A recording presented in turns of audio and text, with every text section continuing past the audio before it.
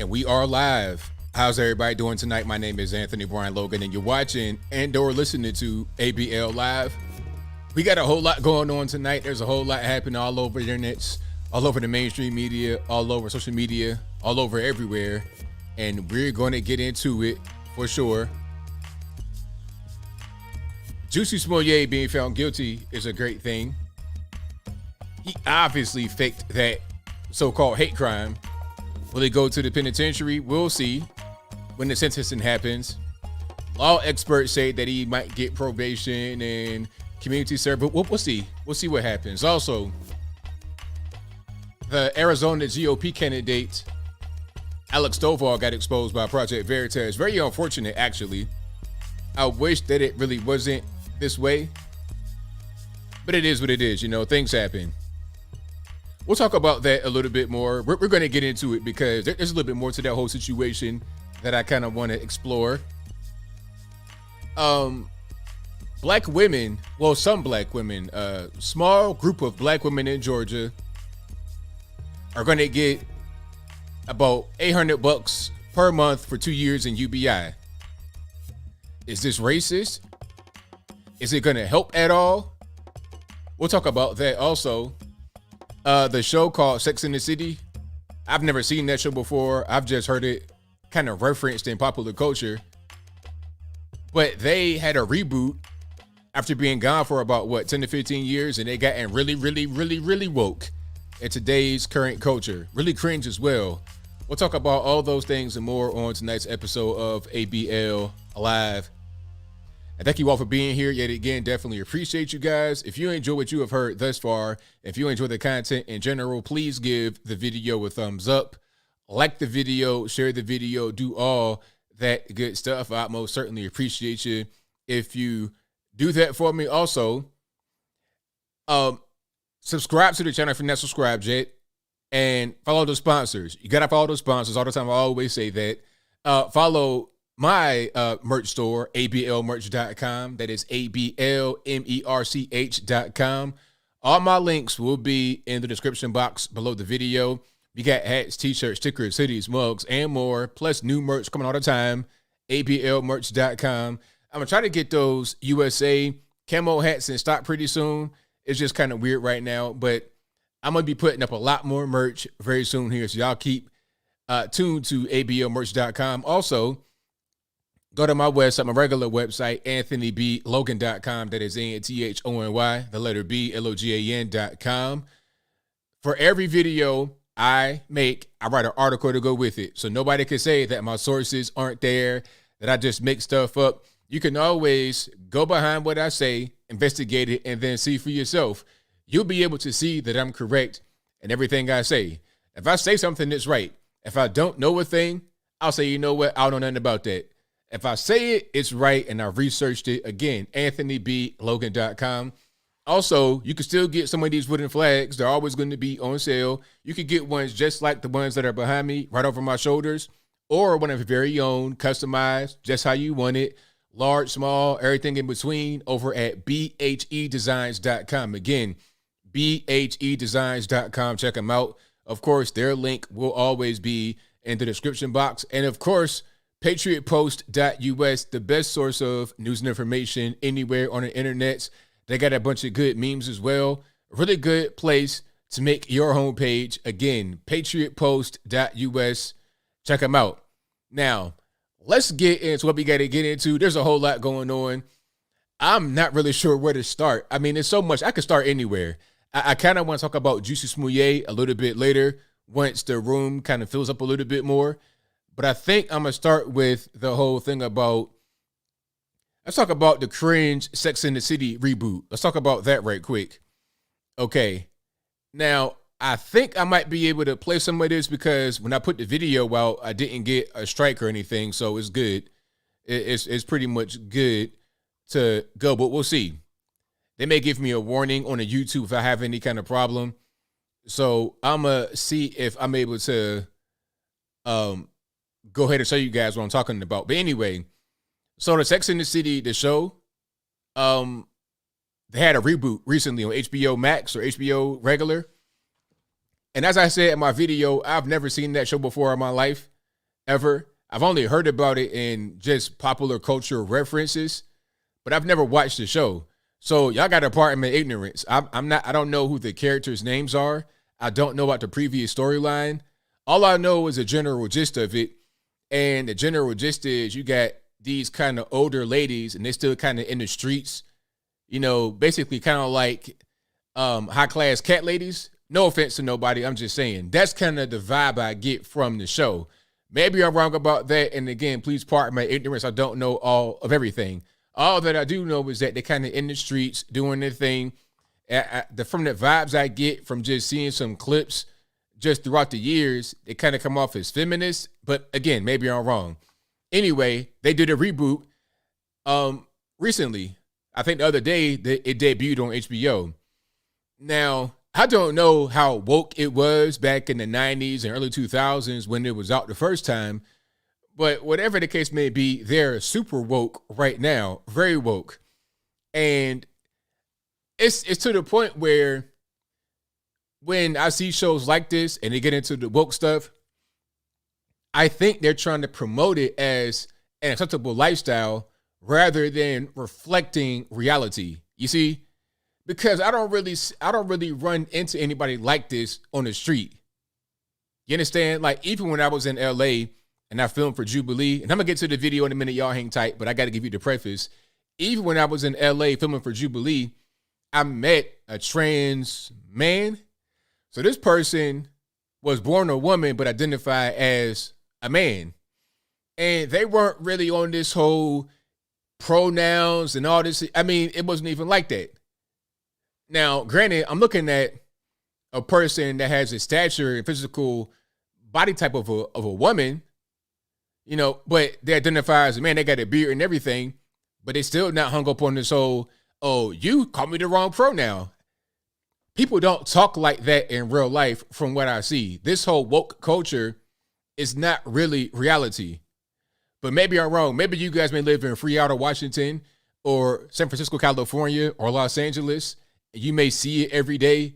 You may go into a makeup counter and see a 7-foot tall drag queen with all the enhancements. Maybe you see that on a regular basis. They might get triggered if you call them the wrong pronoun. But I've never really seen that in my actual everyday walking life. And I've met quite a few interesting people. I saw a cat one time looking like Tim the Two-Man Taylor's assistant. What was his name? The kind of big guy with the beard. You know what I'm talking about, from Home Improvement. I saw a guy look like him with a Miss Doubtfire dress on, straight up. I'm talking about no makeup, no hair. He looked like he just got done off his shift from building houses or, fixing furniture. And then once he got off, he let his hair down by putting on his grandma's dress. But he was just chilling, minding his own business. He didn't say nothing to nobody. It wasn't this adversarial type atmosphere. You see what I'm saying? People have their own little weird quirks. But generally, you're not going to find people that are combative unless they're criminals or they're crackheads or something like that. But I digress. I will digress for now. Al, yeah, my man looked just like Al with a Miss Doubtfire dress on, straight up and down. But he was straight. He was chilling. Well, I'm not sure if he was straight, literally, but you understand what I'm trying to say. He wasn't really bothering anybody. He was just minding his own business. And I'm saying he because I don't know. He didn't have his pronouns tattooed on his forehead, so I don't know what to call my man, okay? He did not have on anything else beyond a dress. He still had his beard and his regular work demeanor, so I don't know.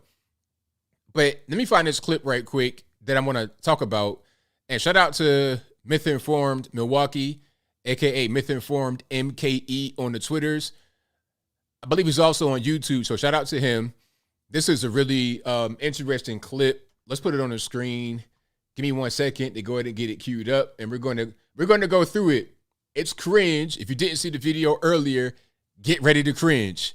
Get ready. If you have a hard time with cringing, just hey, grin and bear it because it's going to be hard. All right, let's go ahead and cue it up.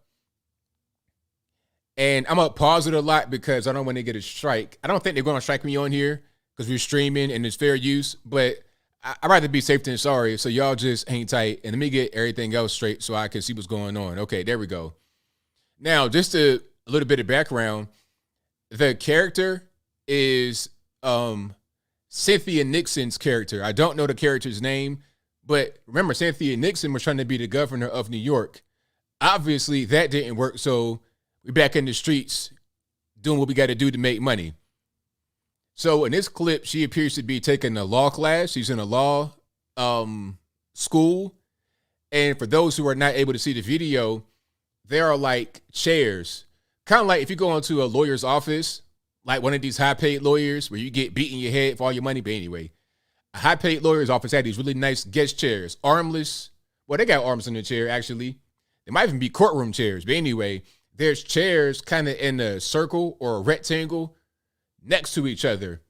So you're not like in a regular classroom with desks lined up. It's a circle, probably about 15 people. It's probably about 15 people in the classroom. The chairs are in a circle and people are just sitting down randomly. So that's the general background. Now we're going to get into what's going on in the clip. Hey, that's where the professor sits. Oh, sorry.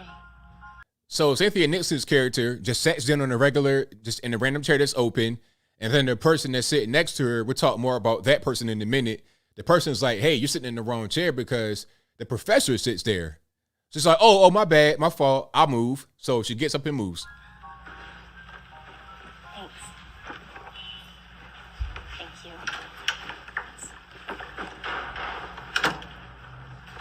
Oh, hey. That's where the professor sits. So now Cynthia Nixon's character is telling someone else that sits in the same seat, hey, you can't sit right there because where the professor sits. Because she just got told that by the first person that told her, hey, don't sit right there. So she's just trying to do her part to make sure everybody's on the same page, right? That was her objective. But obviously, it's not. It won't go that way. And we're going to see what happens as a result. Sorry, he just told me. Someone's quick with the pronouns. So you might have just missed that. Let's go back because there was a lot that happened right there in that 2 seconds worth of dialogue. Let's back up a little bit. So here comes the black woman sitting in a chair. Look at that face. Oh my goodness. She get ready to shoot you, ain't she? But anyway, she's getting ready to sit down and her character of, the main character is saying, hey, don't sit right there. That's a professor's seat. And she's like, well, I am the professor. But Cynthia Nixon has said, hey, I didn't mean anything by it because he told me to not sit right there. And then the person is saying, I'm upset because you're quick with the pronouns. Let's let it run one more time. That's where the professor sits. Sorry, he just told me. Someone's quick with the pronouns. So did you hear that? Now, again, as I said in my video earlier, I don't know about y'all, but this appears to be a young lady, all right? You may have kind of androgynous type outfit on, get the little short hairstyle or whatever, but I still see a young lady. I don't know what your pronouns are. I don't know what you identify as. Is it zir, zim, zer, he, her, she, he, they, it, whatever? I don't know, but I know what I see, okay? When I see the main character, what's her name, Miranda, a.k.a. Cynthia Nixon, I see a woman. When I see the professor, I see a woman. I see a bunch of women in here. I know generally a female, a woman, XX biological woman when I see it. So this whole thing about, oh, he told me, that was just something that they put in there to make everybody that's watching aware. You can't just use whatever kind of pronouns you want. Don't do that, okay? It's a cautionary tale in this particular scene of the show. Again, we're watching Sex in the City. This is not some kind of after-school program. This is not something like that. We're watching Sex in the City. It's fine. I am the professor. You're the professor? Yeah. You're Nia Wallace? Yes. Why do you seem so surprised? Well, your braids. Uh-oh. Uh-oh. So, again, the black woman is a professor. Cynthia Nixon did not know that she was a professor. She was saying, hey, don't sit right there. That's where the professor sits. And then she's like, well, I didn't know who you were because of your braids. Then now that's a microaggression. Oh, you're attacking my hair. I'm a black woman. I can have braids. I can do whatever I want. That's the thing here, right? A law professor can't have hair like mine? Why is that? Oh, no. I didn't mean because of the braids. I was just thrown because the braids are so different than the hair in your photo on the Columbia website. My comment had nothing whatsoever to do with it being a black hairstyle. I knew that you were black when I signed up for this class. That was important to me. Cringe? Are you cringing yet? Because I'm cringing. I already seen it a few times. I'm cringing already. I'm cringing yet again. Now, there's so much there. She's going to get offended a little bit at her joining the class because she's black, which is dumb. It's like, okay, if it's wrong or racist to not join a class because a professor is black, why is it also bad to join because she's black? You see what I'm saying? Now, I'm not saying race should be a factor, but if someone sees you being black as a good thing, why is that negative? The same as somebody seeing you being black as a bad thing. I don't see how that really makes any sense. I mean, give her a break a little bit, right? Give her a break. She's not trying to say you're going to be unqualified to be a teacher. So why be upset about that? It should be about just you as a professor, X, Y, Z. But why be mad that she sees your race as a good thing? I really don't understand. But anyway. You signed up for this class because I'm black? Well, not just because you're black.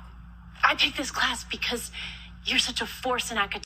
Now, one thing I got to say right here is that the camera work is very tricky. You see what they're doing?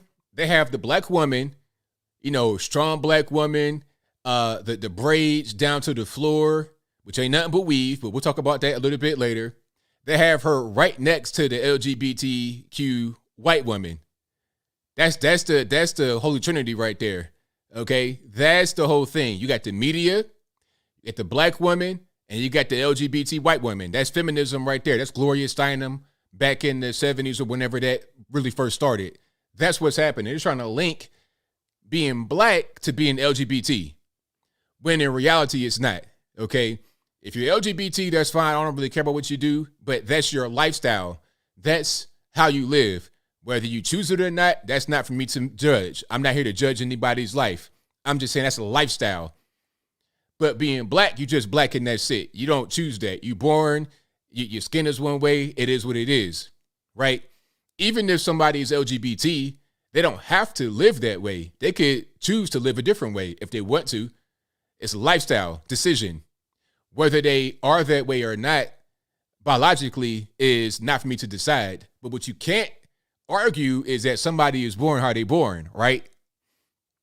But that's what they want to do in the media, is make being black the same as being LGBT. That's why this angle is like that. That's why this person is in this scene, the LGBT person. You see what I'm saying? That's why it's happening. Academia, on top of everything you do as a community activist. God, I sound like such a brown nose. I mean, please just forget that I ever said anything about your hair. Hair has nothing whatsoever to do with appropriateness or intelligence or gravitas, obviously. I mean, do I look like someone who attaches any significance to hair? I let mine go gray, and I don't care if it makes me look old. Not that I'm ageist. Do I sound ageist? So what's going on right here is you're being lectured. You at home watching this, watching me, you're being lectured by Sex and the City, saying, oh, well, you know what, you guys, a black woman's hair should basically be cherished, like she's a queen. Don't question it. Don't say anything about it. It shouldn't matter how her hair looks. It could be skinhead, bald. It could be braids, afro, whatever you want. That should be what it is. Okay? Don't question it. But that's not really living in reality. I don't care what color you are. If your appearance is not really appropriate, then that matters. It really does matter. If you're white, black, whatever.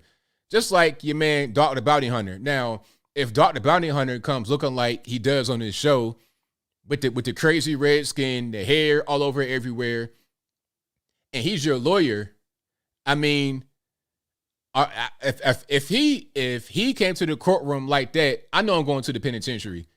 Just plead me out because I'm gonna get locked up. That's what I'm gonna think. And he's white. I don't care what it is. Remember that guy? Hold on. Let me see if I can find the picture. Just quickly, if I'm able to just dig it on up. There was a lawyer for one of the January 6th guys who got on TV and looked completely crazy, a white guy. And I was like, if your lawyer says like this, if he comes to the courtroom looking like this, you're going to jail. It's a wrap. It's over. It ain't really too much you can do. Just go ahead and hang it up because it's a done deal. All right, man. If I could find that, I promise, I'm going to show what's going on. Oh, here it is. Oh boy. So here's the clip in question, or here's the picture in question. If your lawyer, this guy right here in the blue, if your lawyer comes to court looking like that, you're going to the penitentiary. Hey, tell your mama and them get by.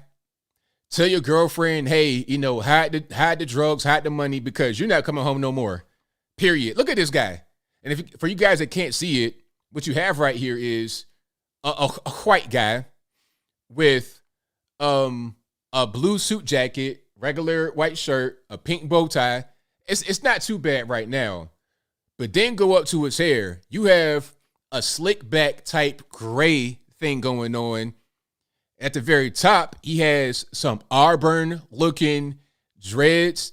That's like as long as his jawline in a ponytail. I mean, what is going on here? That's your lawyer? You're going to go to court like that? Your hair, your appearance most certainly matters. So don't buy into that whole woke stuff from Sex and the City. You understand what I'm saying? But I digress. I'm going to go ahead and digress and let this finish. You really want me to answer that question? I am so sorry for taking everyone's time. This is not at all who I am. I will just be quiet now. Okay. Cringe, cringe, cringe. Super cringe. So, yeah, that was your daily dose of cringe brought to you by ABL Live. Hopefully you enjoyed it. But, yeah, I mean, is that how people talk in real life? I mean, maybe I've been in the South. I've been on the East Coast for a while. I've not really been on the West too much. Maybe it's different depending upon where you live. And I don't really go to liberal places like that. I don't go to New York too much or Chicago. LA, I hated it. I didn't like LA. People were rude. Everybody speaking Spanish, ain't no English. I was in an Uber in LA, and the guy didn't even attempt to speak English.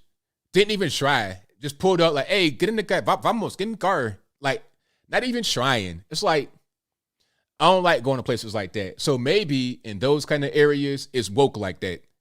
But I've not really seen that in real life. Maybe you guys have, had different experiences, but that's just not me. So yeah, shout out to all the cringe people. Don't apologize for being who you are. Don't apologize for just speaking normally. You're normal. If you were to assume that somebody that appeared to be a male is a male, then you're normal. That person was clearly a woman, in my opinion. That wasn't a very convincing, I'm not really sure what to call that person, a transgender transformer or gender non-binary. That's not very convincing. But sometimes you can't tell. You looking like Riddick Bowe in the face. I don't know what's going on. So you're not abnormal for assuming that someone who appears to be a male is a male or female as a female. Just like my man, I think it was Charlie Murphy talking about Rick James stories. And he said that Mickey Free looked like a girl, but he was not a girl. That's how he looked, though. He didn't know. He just thought that it was a new hot girl in the group, but it was a man. You get confused sometimes. It is what it is. That's just human nature, to be confused or to not know everything. It's okay. But I will go ahead and move on. So let's go ahead and keep rocking and rolling here. Now, shout out to this guy, Alex Stovall, a GOP candidate in Arizona. Now, this one was really unfortunate because I met him in Arizona. I met him up there. He was pretty cool, actually, when I met him. He came up to me and he was saying that people thought that he was me. So they came up to him saying, hey, ABL, love your stuff. But it wasn't, clearly not him. But let me see if I can find a picture that we had together.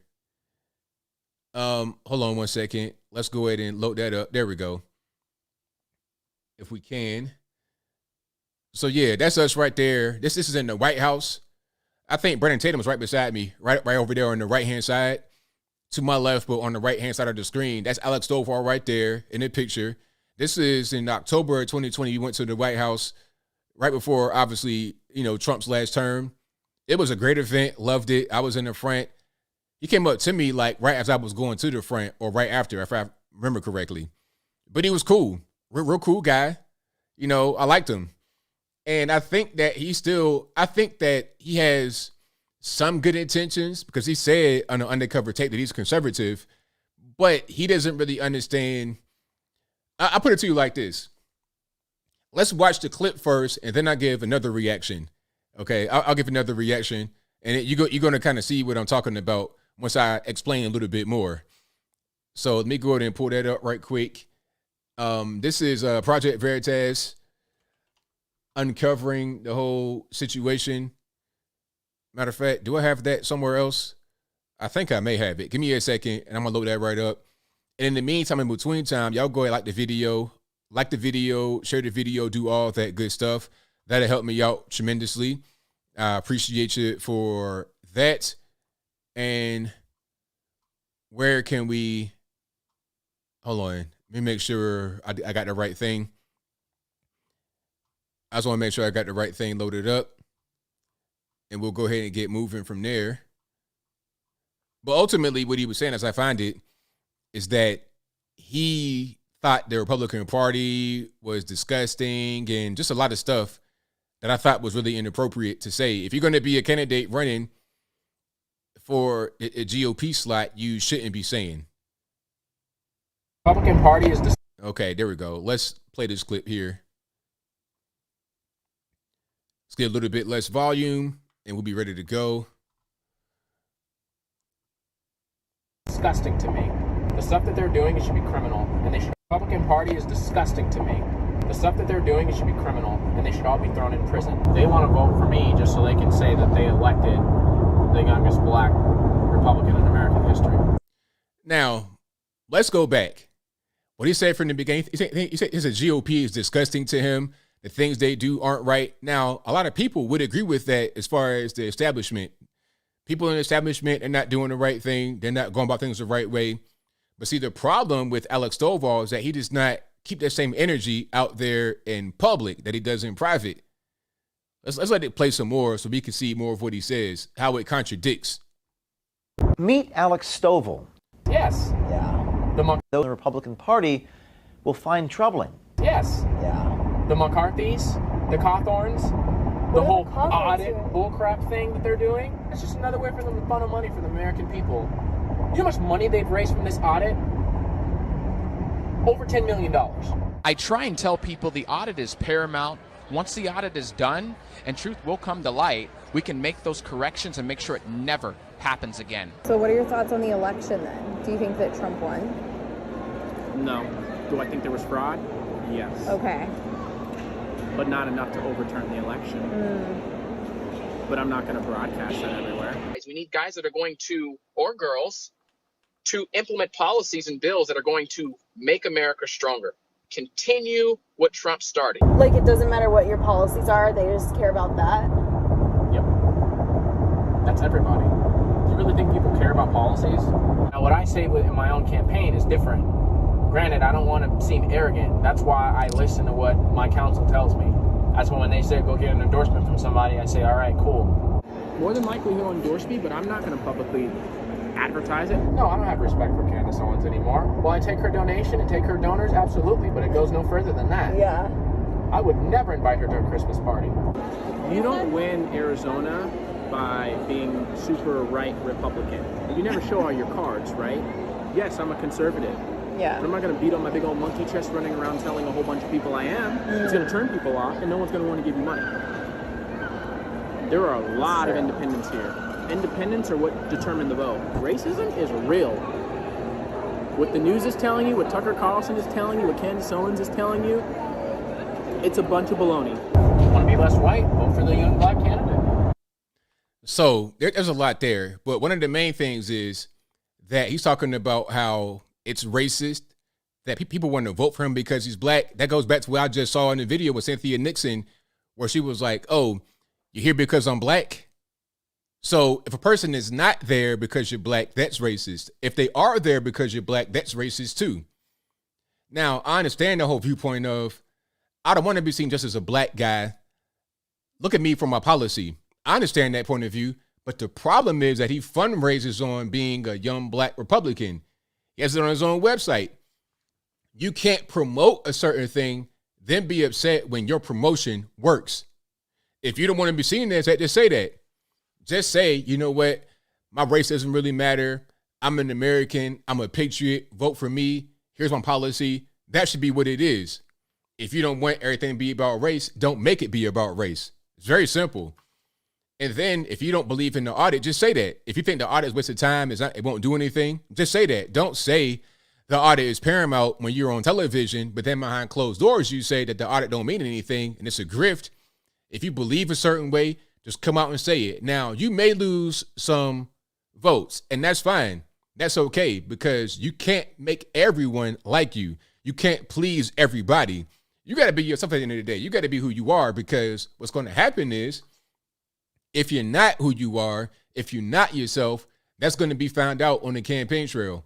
If it got found out right here, now you can't go back. Some are going to say, well, everybody lies in politics, ABL. That ain't nothing new. That's a problem. Everybody does lie in politics. What we don't want is more of the same. You're speaking about the GOP establishment. Why are they bad? Why have they been making mistakes? Why are they not really good? Because they'll lie. They'll say one thing and then go do something else, right? That's him right there. They'll say one thing in public, a different thing privately, and then when it comes time to vote, they vote in a weird way because they are not who they told you they were from the very beginning. If you believe in racism and stuff like that, you think it's a really bad thing, you think Candace Owens is a bad person and Tucker is too, what are you going to do when it comes time to vote for a thing that has something to do with race? Like, how are you going to vote? Are you going to vote for how you really feel or for what you think people want you to vote for? And at what point do you vote just based on how you feel? In reality, then it's going to be a shock. Wow, why did he vote that way? I never knew. It's because in reality, you're not really being who you are. Just be true to yourself and risk having someone not wanting to vote for you. Risk losing. I rather would just lose or not be successful in being myself than pretending to be somebody and win. You see what I'm saying? You got to have some kind of integrity with yourself. So when that video came out, you can't do anything about it. Now he responded. He read some kind of written response. I'm gonna try to find that right quick, just to be fair, to give my man his to be fair to him. I don't want to just put that out there and not put his response out there. Let me see if I can find that right quick. Hopefully it's still up because it didn't really look too good for him. Let's go ahead and here it is. So here's the response from him on his Instagram. Let me go ahead and just pause it right quick and get that set up properly. But yeah, the moral of the story is be yourself. Don't try to be fake or phony or a pretender. Just be you. And risk having people not like you. That was Trump. Trump was that guy. Trump had so much backlash from the right and, of course, the left. And the backlash lasted throughout the entire presidency and even still right now after the presidency. He got impeached not once but twice. They tried to lie on him. They threw Stormy Daniels at him. The creepy lawyer, Michael Avenatti, all these guys they threw at him, but he still was able to succeed because he stayed true to himself. You may not like all of what Trump did, and that's fine. You're not going to like all of what anyone does. Be true to yourself. So here's the response that he put out. Again, his name is Alex Stovall. He was running for a House rep seat in Arizona. My name is Alex Stovall, and I'm a congressional candidate in Arizona's 9th District. I would like to start by making it clear who I am. I am a conservative, and I am a soldier who loves this country and wants to protect our God-given freedoms. In the recently released videos of me, I was venting with my staff regarding my personal frustrations. I should have been more clear about my frustrations, where they were directed, and why. My main frustrations come from the establishment. They do a lot of talking and not a lot of action when it comes to conservative policies. But just say that. Just say that. And you didn't quite say that when you were on the undercover tape. You would say they sicken you, they're racist, they're disgusting. Now you're saying something different. See, have a message that you truly believe in. You got to really believe in it. And you know what? One thing about guys like this, I'll let them finish. One thing about guys like this, A lot of times they come from being liberal, come from like inner city type of environments. They come from these kind of environments and they still kind of got 1 foot in and 1 foot out. They've not totally left. They're conservative in how they think politically and whatnot, but they still got that soft spot for their former life. So they kind of riding on the fence. And then because they have that 1 foot in, they got to craft a certain narrative for you to buy into. So you believe that they're not really on the fence, although they are still on the fence, if that makes any sense. The solution would be to get off the fence, pick one side or the other. And if you lean in right, you're a conservative guy, you're trying to run as a conservative, just be that or don't get involved in politics.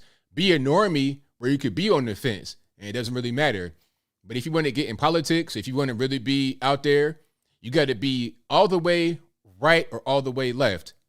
Okay, I'm not saying be an extremist, but be solid in your footing. Don't be riding the fence as a politician. Don't do that. Politicians have let us down time and time again. Regarding the vote audit, I mentioned that I believed, like President Trump, that there was fraud in our election. My frustrations stem from the fact that the establishment was more focused on the theater of audits rather than policies to secure our elections. I feel that establishment leaders used and are still using the audits to raise money from Americans instead of enacting real changes to secure constitutional right to fair elections that we can trust that are accurate. Also, if you're reading from a sheet of paper, it's not very genuine. You got to just go in there and just talk. Just talk. You see, the reading from a sheet of paper lets me know this is not really you. You see, right now I talk all the time on live streams. I did a stream yesterday, a stream before that, a stream on Wednesday. I'll talk every day on YouTube, live, uncut. You must be able to do that consistently and keep the same message. If you're not doing that, if you're not speaking live and to people directly, it comes off as fake. Regarding the other comments in the videos released, I had attended a meeting where several people approached me and stated that I could win because I'm black. I want to be known by my policies, not my race. I want to be known as an Army reservist who was proudly serving the country and a true conservative dedicated to improving the community that I grew up in and the communities that we all live in. I don't want votes from constituents or support from establishment Republicans because of the color of my skin. Democrats are solely focused on the race, and I was frustrated hearing some Republicans focus on mine as a basis of support. I'll continue focusing on conservative policies to improve America and winning this election to ensure Democrats lose control of the U.S. Congress in 2022, 2023, and moving on forward. God bless you guys, and Merry Christmas. Man, too little too late at this point, man. It's really unfortunate, but you know what? Let it be a lesson to you, man. You're still young, 26 years old, young man. I'm going to say this. You might be getting bad counsel too, because I know some people out there that would say stuff like what you're saying, that'll tell you to craft a narrative that's not really real, to try and win, to try and get money, try and get votes. You can't do that, because now, why would anybody trust you? You've already been proven to, tell lies. One thing people don't like is a liar and a politician. It's a weird thing, though. I'll tell you what, because a lot of politicians do lie. They'll say things that aren't true. And it could be comforting to people when they don't find out that about the reality, about the lie being a lie. If they believe it's true, then it's okay to some people, on the left especially. But when they find out it's a lie, it's over. It's over. What can you do really from that point? Unless you're just a zealot or an extremist, like on the left, Biden can say pretty much whatever to you, and it'll be a lie or it'll be insulting. People will still vote for him. That's the whole like the whole "you ain't black" thing. People still voted for him. That happens, but generally, if you get on there and tell lies to conservatives and you get found out, it's over. It's a wrap, because now I can't trust you. And there are plenty of guys and girls that could run to fill your spot that you were trying to get who are not going to be proven to be a liar. You see what I'm saying? So let it be lessons to anybody out there that's trying to run, that's trying to be conservative. You just got to be a real, true conservative. Don't try to ride the fence. Don't try and craft a narrative or a false identity. But I'll digress. Let's get to a few more things here. And thank you all for being here. Definitely appreciate you guys. If you guys enjoy what you're hearing so far, go ahead and give the video a thumbs up. Like the video, share the video, do all that good stuff. Now, shout out to state of Georgia. So Georgia, well, not Georgia as far as it being a state thing I'm talking about right now, but there's a fund in Georgia called GROW, GRO, and they're going to give a group of black women in Atlanta mostly some UBI. About $800 a month for 2 years. You're going to have some black women, a very small pool, like 600 or so black women, they're going to get UBI. $850 a month for 2 years. It'll cost $13 million. Now, I'm not quite sure where all the money's coming from. It comes from a fund, but I'm not sure who's contributing to the fund. I'm not sure how much the people that run the fund actually score on the top. If your job is to be the fund's director, you're getting paid to do that. You're not just volunteering. So how much do you make? Different story, I digress. So they're trying to give UBI to black women specifically. Now, obviously, it's racist, right? It's a race-based thing. If you were to say, okay, we're going to fund a bunch of white women specifically and not anybody else, not black women, not white men, not black men, just white women, that'd be racist right away. It'd never happen. But because you got black women and they're a protected group and you could do pretty much whatever, then it's fine. It's not racist. It's not discriminatory. It's just totally fine. Now, the fund, the purpose of the fund money given to them is to help their economic status, to help their mental health. Now, I'm not sure how $800 is going to help you with your mental. You see what I'm saying? Like if you got a mental problem, you need to get some therapy. You need to get some pills. I don't recommend pills, but you need something to alleviate whatever's going on mentally. Cash ain't going to do it. It's just not going to happen, in my humble opinion. And also, they're trying to close the racial wealth gap. They say that the average black family is worth like $3,600 versus the average white family being worth $117,000. Now, I'm not sure what the worth actually refers to. You're talking about what, having a house or something in your name? I don't really know. But the median income in the U.S., regardless of what race you're talking about, is $31,000 and change. So not average, but median, which means if you take all of the USA's incomes and list them from the highest to the lowest, and you land in the middle, $31,000. That's the median income for one person in the USA. It's not a whole lot of money. That includes everybody, white, black, whatever. So, and once you look at it a little bit further, white men and black men, white men have a higher median income, but it's by like $5,000. Not a whole lot of money. I think white men are like $37,000. Black men are like $32,000, $31,000, something like that. It's a small gap in reality. If you're looking at the average person. Now, if you want to put in Elon Musk and Bill Gates and Jeff Bezos, yeah, it'd be higher. The truth is that blacks and whites are not that far apart financially once you look at the regular average person and not a super rich elite people. That's what's going on. So when you say the racial wealth gap, what are we talking about exactly? And how is giving this money going to actually close that racial wealth gap? It's not. It's not. All it's going to do is be yet another welfare program, yet another one. And how many do we have right now? You got WIC, EBT, TANF, Section 8. You got food stamps. You got stimulus checks, earned income tax credit, all kind of stuff. So much money. I mean, from the stimmies and whatnot, I was hearing about women, black women, getting like $10,000 because they got a bunch of kids and they got the welfare benefits. I mean, a wash in money. People were getting fat literally because they had so much cash they've not had before. What they do? We going to Ruth Chris. We going on vacation. We going to Walmart And rather than having our cart stacked to the top, we got 2 carts stacked to the top. Cookies, ho-hos, ding-dongs, all that. Okay? The kids getting fat too.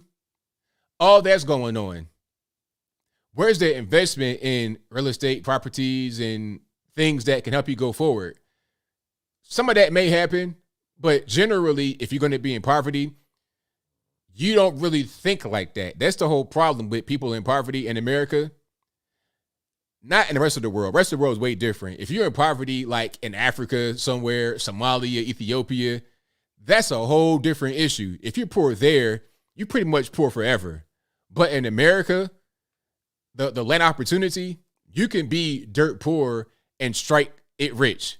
I've seen it happen. I done seen dope fiends become millionaires. Michael Lindell, shout out to him. Am I lying about that? A dope fiend becoming a multimillionaire on the steps of the White House. 10 years back, he was smoking crack. Now, multimillionaire, My Pillow. Sponsoring the whole Fox News by himself. You can't really do that in other places, but you could do that here in the USA. But the problem is, if you're in poverty and you stuck right there, it's your mentality in America. You could go for it, but do you really want to? The welfare programs have made us comfortable in our poverty if you're there.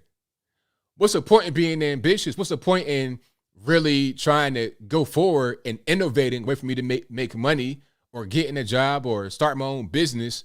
Why do that when I'm comfortable? Yeah, I live in a Roach Motel. The rats are my best friends, but guess what? I got Louis Vuitton, Gucci, yes, all of that in the projects. We seen it. Y'all know what I'm talking about. You go to the projects, right? You go to the projects and you got flat screen TVs, all the hottest clothes, all that stuff. But you live in a dangerous area. People getting shot and killed with all their Sunday's best on. I seen it. Over and over, I've seen it. These rappers that make millions of dollars still in the hood they grew up in and die right there at 31 years old. R.I.P. Young Duff, R.I.P. Slim 400, R.I.P. Nipsey Hussle, all these guys right in the hood they grew up in. You make plenty of money, but you got that mentality that says, let's stay right here because I'm cool right here. I'm comfy right here until you die. But anyway, if you're in poverty and you've been like that for a long time and it becomes generational, at a certain point, that's a choice. And it's kind of ingrained into you. And the welfare state helps you stay there. If you did not have the welfare state, then you really couldn't. If you want to eat food, you got to do something to be able to work to get the food. If you don't have shelter, you got to do something to be able to get the shelter. The same thing going on right now in Left Coast, California, San Fran, Los Angeles, Free Outer Washington. You have dope fiends flocking to these places from all over the country. They do travel. I saw a guy coming from like the East Coast, West Virginia, on a train, like hopping trains to get to California to be a dope fiend out there. Why? Man, they give you money, free needles. It's dope everywhere. Sun shining. Why not be a dope fiend right here? I don't have any ambition. I have no real reason to get clean because I've not hit rock bottom. I can't hit rock bottom because I'm being sponsored by the state, essentially, to be a dope fiend. There's money in it. There's prestige in it. There's all kind of stuff you get from having this be the way it is. So that's what's going on. People are being sponsored. So when you give this UBI, how is that going to change anything? They did it already. Mississippi had the same kind of UBI program, and it was like $1,000 a month or something like that, or $1,000 every 2 weeks, something like that. They gave out the money, and then within 3 days, people came back talking about, can I get some more? It's already gone in 3 days. Now, how do you spend that much money in 3 days when you didn't have it before and you were living just fine with a house and a car and everything else? Where's the money at? It's the mentality. I always talk about Family Guy, the episode where they went broke, right? After they won the lottery, they spent their money on the dumbest things, golden outfits, just ridiculous, stupid stuff. At the end of the episode, they go broke. And then before it ends all the way, it's kind of at the almost end. They win again and go broke again. And they're broker than the first time.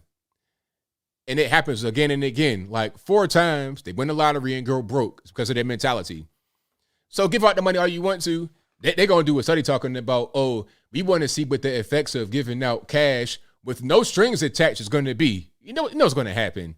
It's going to get spent up. Drugs, that's going to be a big one. Cars, clothes. If you're in poverty and you can't even read halfway, what do you know about investing money or how to really make that money work for you? Nothing. But I'll move on. I digress. So, yeah, shout out to y'all. The LBJ Great Society, it killed it. It killed it. Man, that killed the family structure. Not only in the black community, as they say, but also with everybody. Back in 1960, the Moynihan report came out, and it said that the 20 or 25% single-parent household rate in the black community was an emergency. To have a single-parent household rate that large was a crisis in 1960. But now we have a 75% single-parent household rate in the black community. 75%. But at 25%, it was a crisis. But check it out, though. I'm not done. In that same year, the white single-parent household rate was like 5%. But now it's 25%. So even among whites, it's a crisis mode. It was a crisis for us in 1960. It's a crisis for whites now because they are where we were in 1960 as far as single-parent household rate. High divorce rate, all that kind of stuff is crazy right now. A lot of that's being sponsored by the welfare state. Why do I need a family? Why do I need to have the dad with the kids when I get money from the state? That's what's happening right now in our society. And it's obvious. It's really unfortunate, but it is what it is. And for real, I digress on that one. Let's get to a couple more things here before we get to the cause. Let's talk about Jussie Smollett got found guilty. Finally. I'm surprised a little bit because I thought that he wouldn't necessarily go to the penitentiary. I thought that he would I thought it wouldn't be a trial. Jail is still kind of in question. But I thought it wouldn't be a trial. I thought it was pretty much over with. You had Michelle Obama's staffer interfere with the whole situation. I thought it would be pretty much a wrap when they, it had Kim Fox and she was trying to prosecute. But surprisingly, they went ahead and had a trial and they got convicted. Now, the charge was felony disorderly conduct. And all that the charge has attached to it is 3 years in the penitentiary for each charge. However, legal experts say that he'll face probation and community service. Now, I don't know how you go from 3 years in the penitentiary for each charge, if I'm not mistaken, to community service. Because if you get charged with a felony, isn't that at least 1 year in the penitentiary? You legal guys, let me know if I'm wrong about that. But 1 year in the joint for a felony, that's what I always thought. So how do you get a felony and don't go to jail at all or to the penitentiary? I guess when you Jussie Smollett and you got them high-profile connections, you could do whatever you want. But Jussie is so dumb, man. He should go to jail or really the penitentiary, Big Rocks, Little Rocks, just because of how dumb the whole thing was. You said that some white guys had MAGA hats on with bleach and lynching rope at 2:00 in the morning in Chicago in the polar vortex. Polar vortex. It's several degrees below zero. It's so cold that nobody is outside just walking around. No homeless, nobody out there homeless, no dope fiends, no nothing. You can't be out there just lurking because you probably would die by freezing to death. So the whole thing was bogus from the beginning. And you get some Africans. The dumbest part, why would you get some gigantic dark-skinned Nigerians? I mean, you go to the whole opposite of what you said that they were. White guys, but you get some Nigerians? What? It's just so stupid. The whole thing was dumb. Just because of how dumb it was, go to the penitentiary. For what? For being dumb? For being silly? And for possibly causing some kind of race riot. Right when the whole thing happened, there were so many people coming out and saying that they support him and, he didn't do anything wrong, all this, that, and the third. It was crazy. I think Joe Biden came out, Kamala Harris came out, everybody came out. Bernie Sanders, they came on these TV shows talking about how this was a racist, hate-filled attack, and this never happened. This is something that is unheard of, all this, that, and the third. When in reality, they were totally wrong. Matter of fact, hold on, here's a clip. It's a perfect timing right here. Here's a mega cut of all the celebrities that came out and defended Jussie Smollett right when the whole thing happened. If I'm not mistaken, let's check it out. You got Steve Harvey and everybody else with the beard looking crazy. All right, let's roll it right quick. A tad more cringe for you. This is about coming to the aid of another brother that has tasted the brutality of hatred, racism, and bigotry. In this situation, hate won't win. It will not. You didn't deserve, nor anybody deserves, to have a noose put around your neck. He had bleach poured onto him. This needs to stop. There go our best friend, Ellen Elliott, back in the Ellen days. He will forgive these people for what they did. But he won't, and we cannot forget their actions. And hopefully this just opens up people's eyes. It's just what needs to stop, man. God damn, why are we going backwards? There are a lot of evidence of violent incidents that happen at these MAGA rallies. This is MAGA rallies? What? In a polar vortex? At 2 o'clock in the morning? What rallies happened at that particular point in time? Essentially terrorism, and you wonder like how deep it goes, these hateful groups that get together, or maybe hopefully it's just two people, but that's what I'm afraid of, that it's getting a lot deeper. Thank you for calling it terrorism, because the media does not. It is. It is. It's domestic terrorism. Absolutely. But I don't like that it's being put out there in the media that this is a possible hate crime. I think that even sows a seed that makes people feel like, well, is he making this up? Well, what is this about? You don't say, because maybe he was making it up. Maybe there's no evidence necessarily at that time to say what did happen or didn't happen. That's why they say allegedly, the accused, the accuser. Legal stuff, just following the law, but we'll move on. I don't like that. Like, don't put that in people's minds. This man was hurt, he was injured, and he needs justice. It's the horrific details, behind the premeditation for this attack. They didn't find a rope, they brought a rope. I mean, we pretty much thought racism had come a long way when President Barack Obama was president. But by the way, it had. Yeah, it had, but then the hatred. Yeah. So if you really want to get into that, you want to build a wall for somebody, build a wall for some of the white nationalists and supremacists. We have a media that's saying it's a debate whether or not what just happened to Jussie Smollett is a hate crime. It's absurd. This isn't a debate. There have been people in the government now who have made it okay for people to announce these hateful feelings that they have towards other people. We really need to find these people. One of the things you and I were discussing earlier is clearly anyone who lives with this kind of hate is not terribly bright. The irony is crazy in that particular clip, in that last little piece. Oh man, brilliant.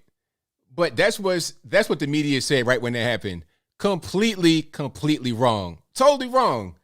Did they go on TV and say, hey, my bad, I'm sorry, I spread misinformation, I didn't have all the details, I was emotional. I didn't see too much of that. No retractions, no apologies. You just put it out there. And then they probably could have found some poor random white guy in Chicago with a MAGA hat. Glad they didn't. They could have found some poor white guy and blame him for the whole situation. I mean, we dodged a crazy bullet with that whole thing. And you know what? A bigger problem is that Jussie Smollett made it to where if you have an actual hate crime that happens, people are going to doubt it. It's like, did it really happen? Did it really? I mean, when an actual hate crime happens, because sometimes there might be a real hate crime. It could happen. You see what's happening right now all over the country with the crime going up. New York City, LA, San Fran, crime's going up. So there could be a hate crime. It could be black on white, white on black, Asian on black, black on Asian, but usually the other way. You know what I'm talking about. That could happen, but now it's like, I don't know, man, because your man, Jussie, put that out there and it wasn't true. you keep seeing a lot of these things happen and they're not true. Remember that one guy that said his shop got vandalized by some white supremacists and they sprayed swastikas everywhere and they took his TVs off the wall, but then they found him with his TVs in the trunk of his car. I mean, in the flatbed of his pickup truck. The TVs were in his pickup truck with the drywall still on them. He was riding around like that. I mean, the tonneau cover was up. They were just out in his pickup truck. It's like, sir, you're not even trying to make it look like there was actual hate crime here. You're just kind of just doing whatever you want to do. And this stuff happened after Jussie. It's like, why would you stage a fake hate crime after Jussie when he got exposed as being fake? Where's your brain at? You got to know that there may be a heightened level of awareness because of all the fraud going on. But people don't think like that. People that engage in fraud and a crime are very dumb sometimes.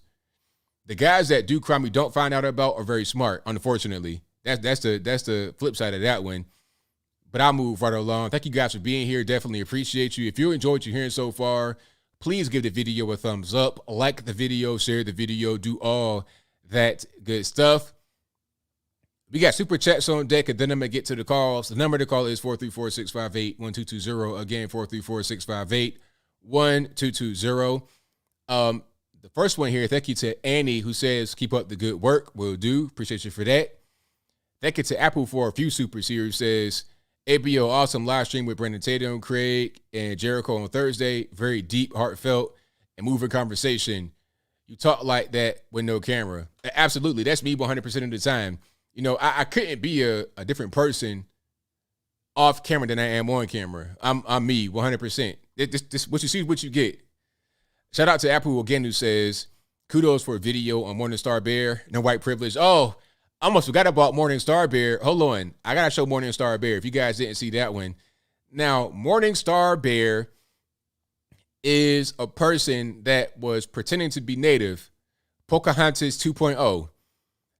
That video was crazy. Hold on. Her name is Carrie Barusa from Canada. And she got fired for being exposed as being a fake Native. All right. She got fired. She had government roles. She was seen as an indigenous expert. Pardon me. Indigenous expert. Everybody knew who she was. They would go to her for her deep knowledge on Canadian natives. She claimed to be Métis. I'm not sure what that is. You guys know more about that than me if you live up there or you know more about natives. But she pretended to be Métis. She was doing TED Talks as a Métis in her clothing. Matter of fact, hold on. I'm going to show you guys her outfit as Morningstar Bear. I'm not making that up. That was her name that she went by when she would do the TED Talks. Okay. But she is white as snow. Matter of fact, it did a genealogy test and it came back Czech, Slovak, Swiss, Polish, and Hungarian. It's like, ma'am, you are an Eastern European. Your name is Carrie Borshevsky. Please stop the cap, as the cool kids say. Stop the madness. You are not Métis. You are not Native at all. Your name is Alexandra Borshevsky. Your Meemaw is Russian from USSR. So here's that's her right there in her Métis outfit in the TED Talk. So she went all the way. I mean, she had got a nice little hairstyle, little cornrows or whatever, you know, black hair. I believe she's a natural blonde, but don't quote me on that. But she's probably naturally blind. Here's her sister. Here's her sister right here. So you see her sister is blind, right? And that's a picture of her, the Carrie, without her Indian garb on. Like a regular Starbucks white lady right there. You understand what I'm saying? When I go to Starbucks, she's a barista. No cap. But yet, this is who we get to see when she's doing her TED Talk, right? Not very convincing, but at a certain point, it was convincing. But to me, I'm like, all right, you need to do a little bit more than that. But can I be real for a minute? Can I be a little bit honest? And please don't attack me. Don't don't get upset. I see a lot of people that claim to be Native that look like regular white people. I'm sorry. Don't sue me. Don't attack me. I'm just saying that's how they look. Now, I can't tell what your genealogy is. I ain't seen your DNA test, but some of these natives appear to be just regular white people to me. So I think she was kind of banking on that fact, and nobody questioned her as a result until her story kind of got weird, and her colleagues were kind of hating a little bit. Honestly, her colleagues were hating, and they kind of did a background check on her, and they found a Czech and Slovak and Hungarian and Polish, Eastern European. Okay, she's more Slavic than anything else. So let's see if I can find the actual the video of the situation.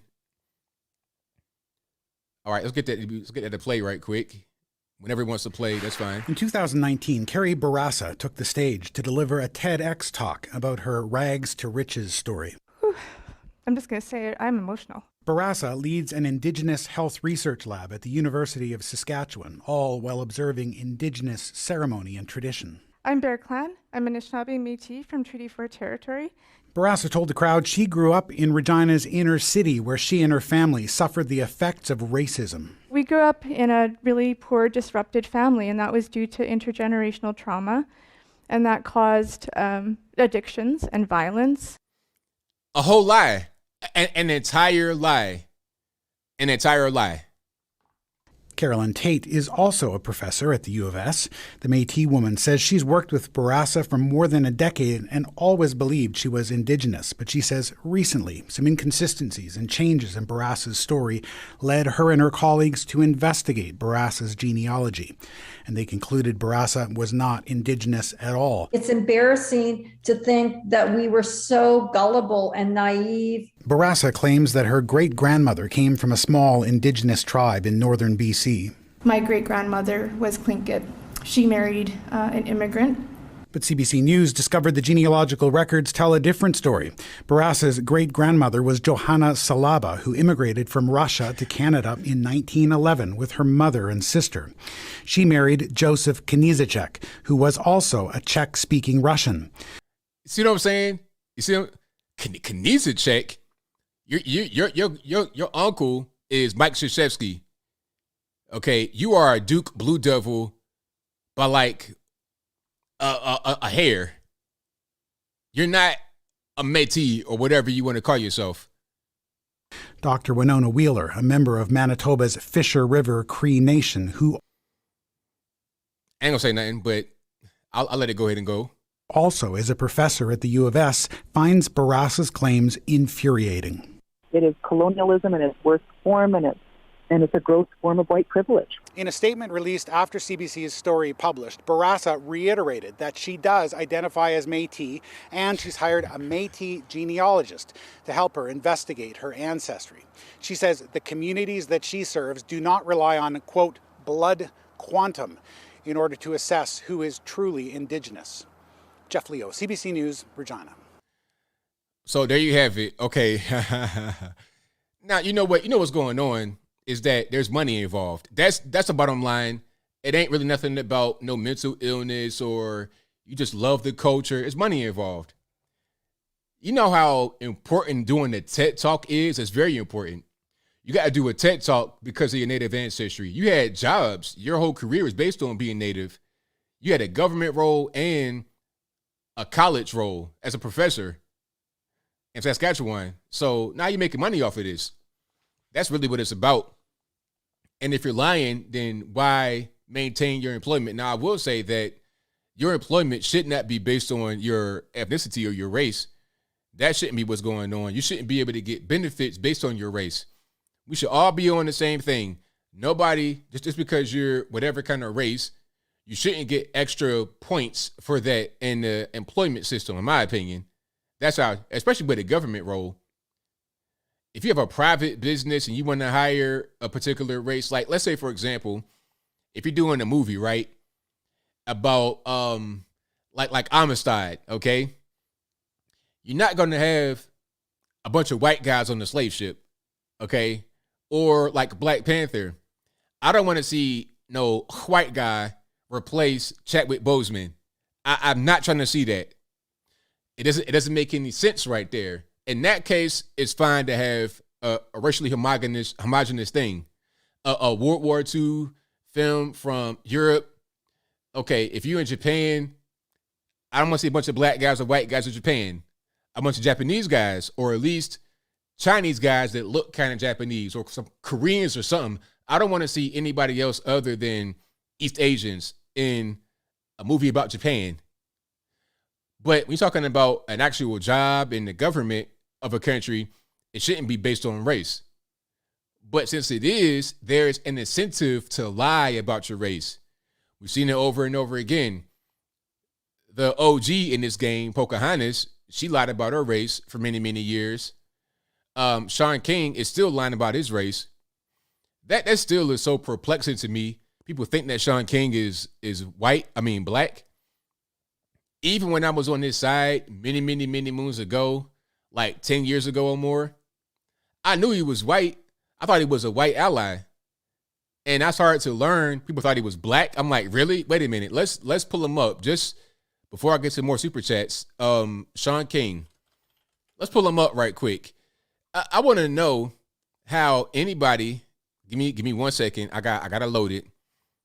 How does anyone think that this man is anything other than white? Look at him. Come on.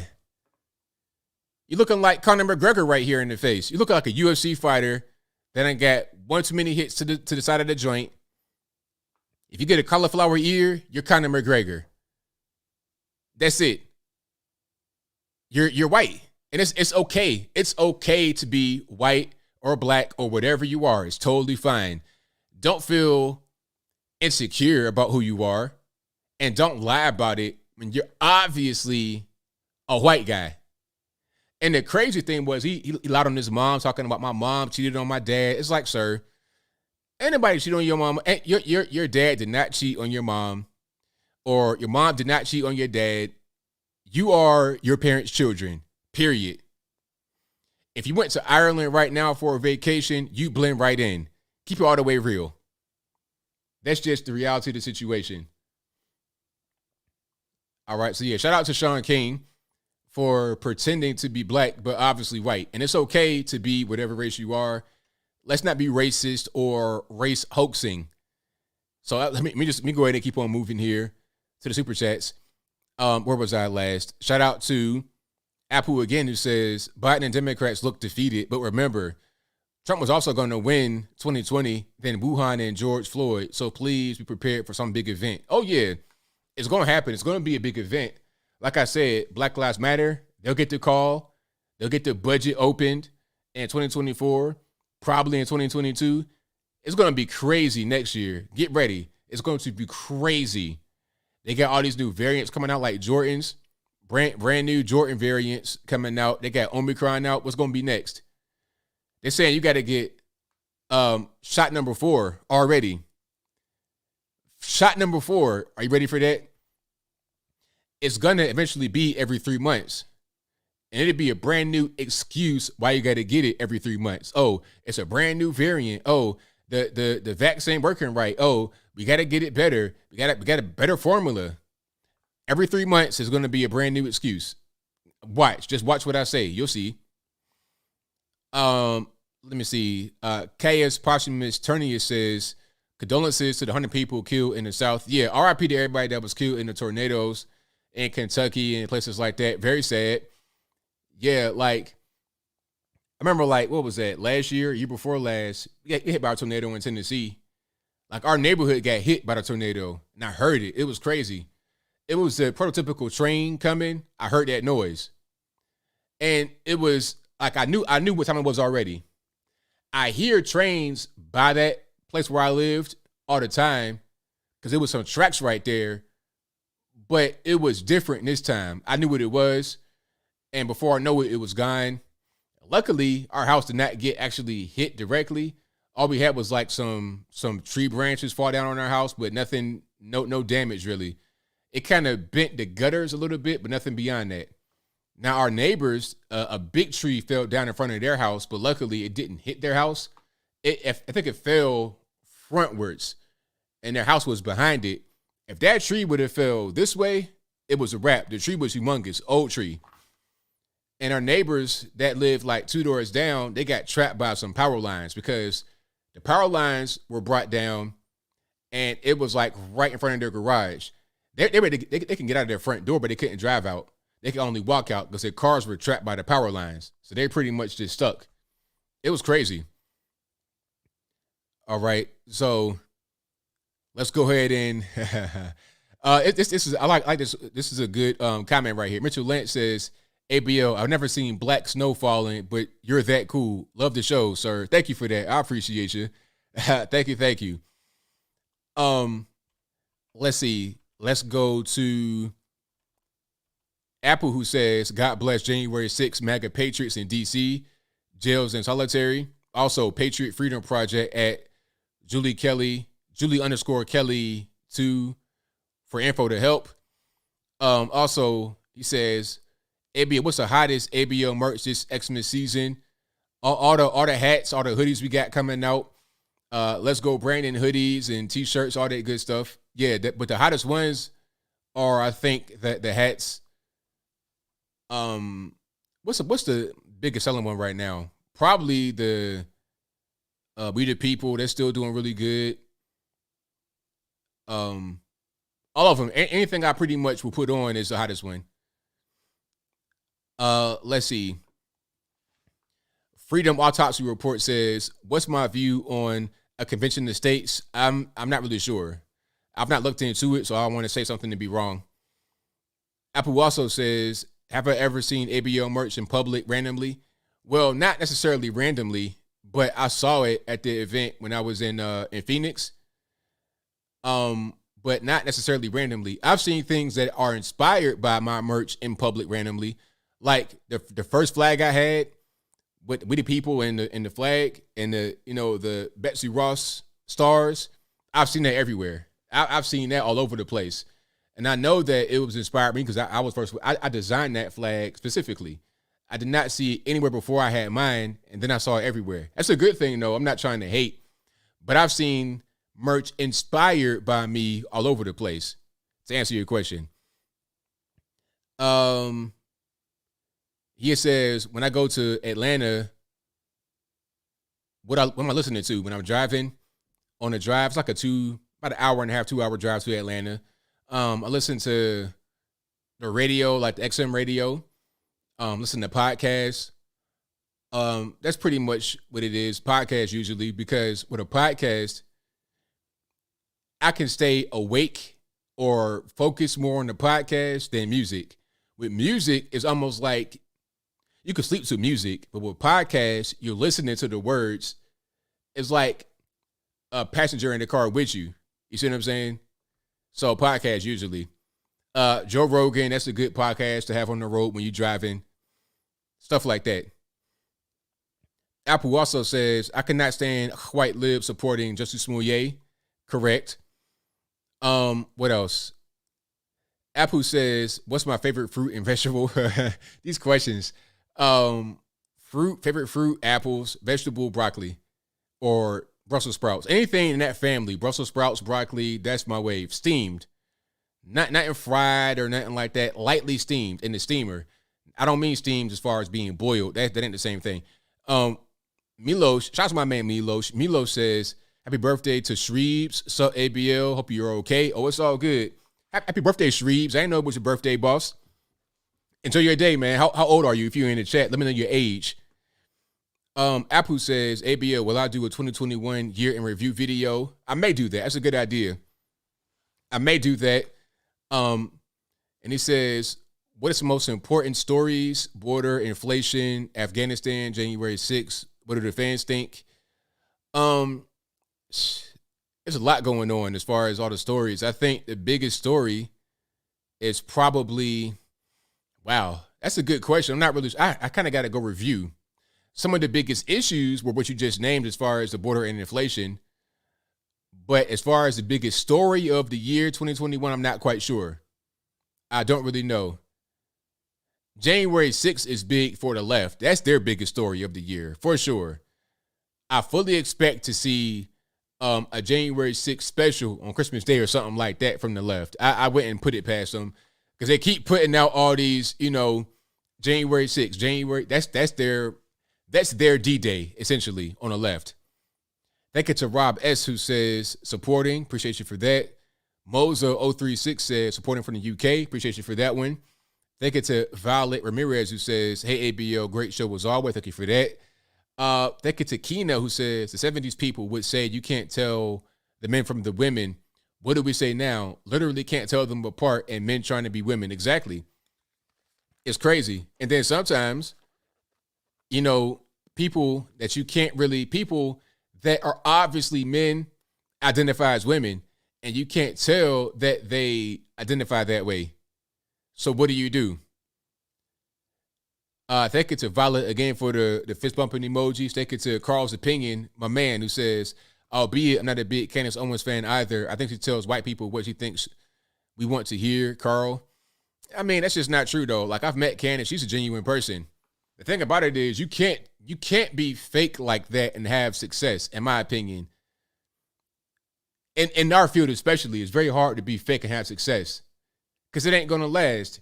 You're going to be put under a microscope. A microscope.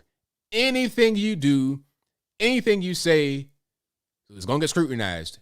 So if you're being fake, if you're being phony, you can't hide from that. And we're talking about white people.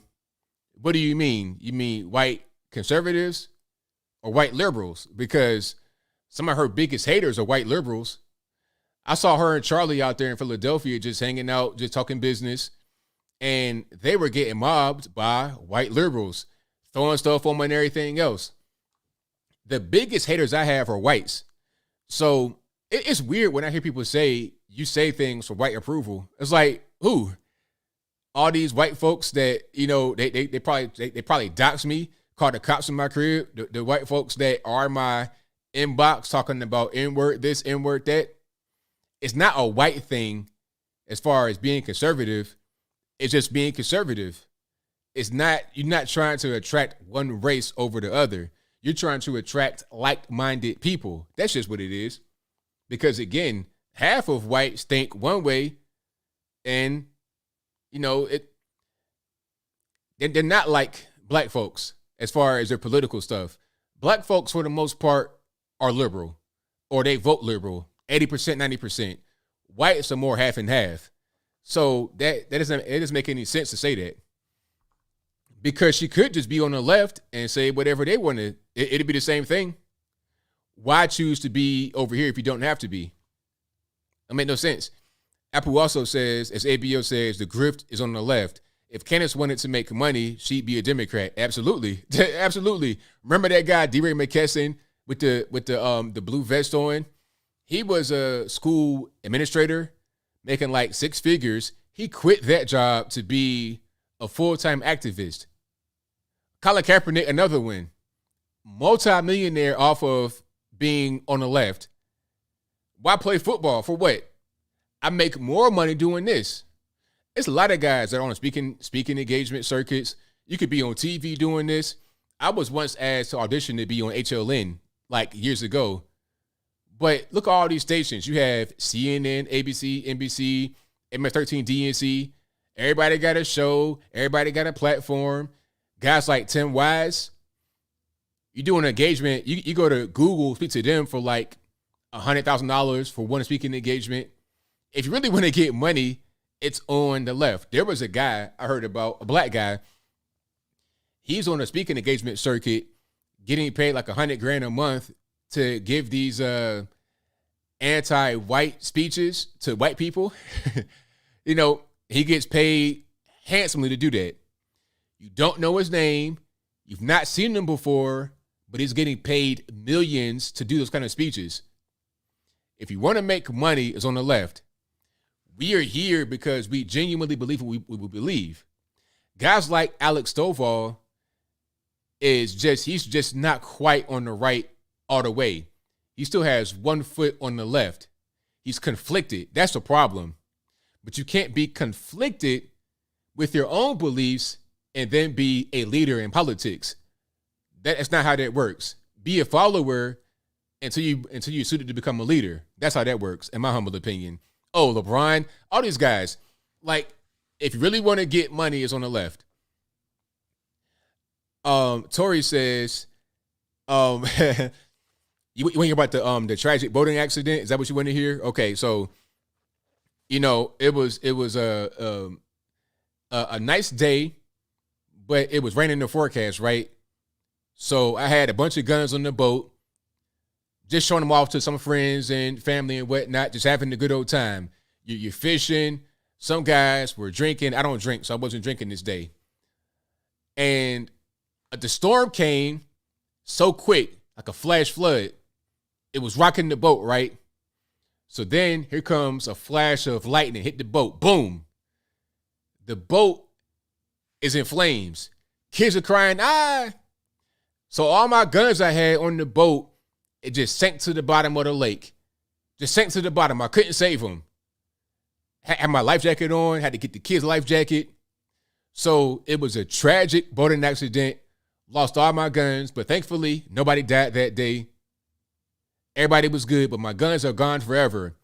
Someone says, hey, man, where your guns at? I don't know, man. The boating accident was so tragic, I lost all my guns. So that's what happened on the tragic boating accident, man. It was really, really, really unfortunate. Ian Kenny says in the comments of that post, Unifier TV said, quote, you and Jussie are ruining things for us light-skinned dudes. Shout out to my man Unifier TV. Thank you to Noah Garcia, who said there's a popular saying out there, quote, we all have our ups and downs in life, but don't beat yourself up over it. Jussie Smollett. Exactly. Michael Guest says, let's hear it for Jussie Juicy Fruit Smouye. Thank you to my man Charles Turner Jr., who says, another tone curve is exposed as Dave Morrison on the Blue Collar Logic sounded like a combination of Mitt Romney and Rick Wilson of the Lincoln Project on his video yesterday. No more Blue Collar Logic for me. That's really a shame that happens where people, you know, kind of go a different way. But it happens. You know, some guys aren't always going to be on your side. It is what it is, you know. Thank you to Brad for the donation, also to S. Ford. Thank you to Richard Baranowski, who says, Jussie Smollett's noose is as real as Bubba Wallace's. It wasn't. Exactly. Thank you to Les, who says, we love you, ABL. Got the whole fam watching. Only vocal ones for Juicy is BLM with their support. Everyone else is quiet. Have a great weekend. God bless. God bless you as well. Oh, the name of the boat, it was called it was called Blue Mountain because of the Blue Ridge Mountains.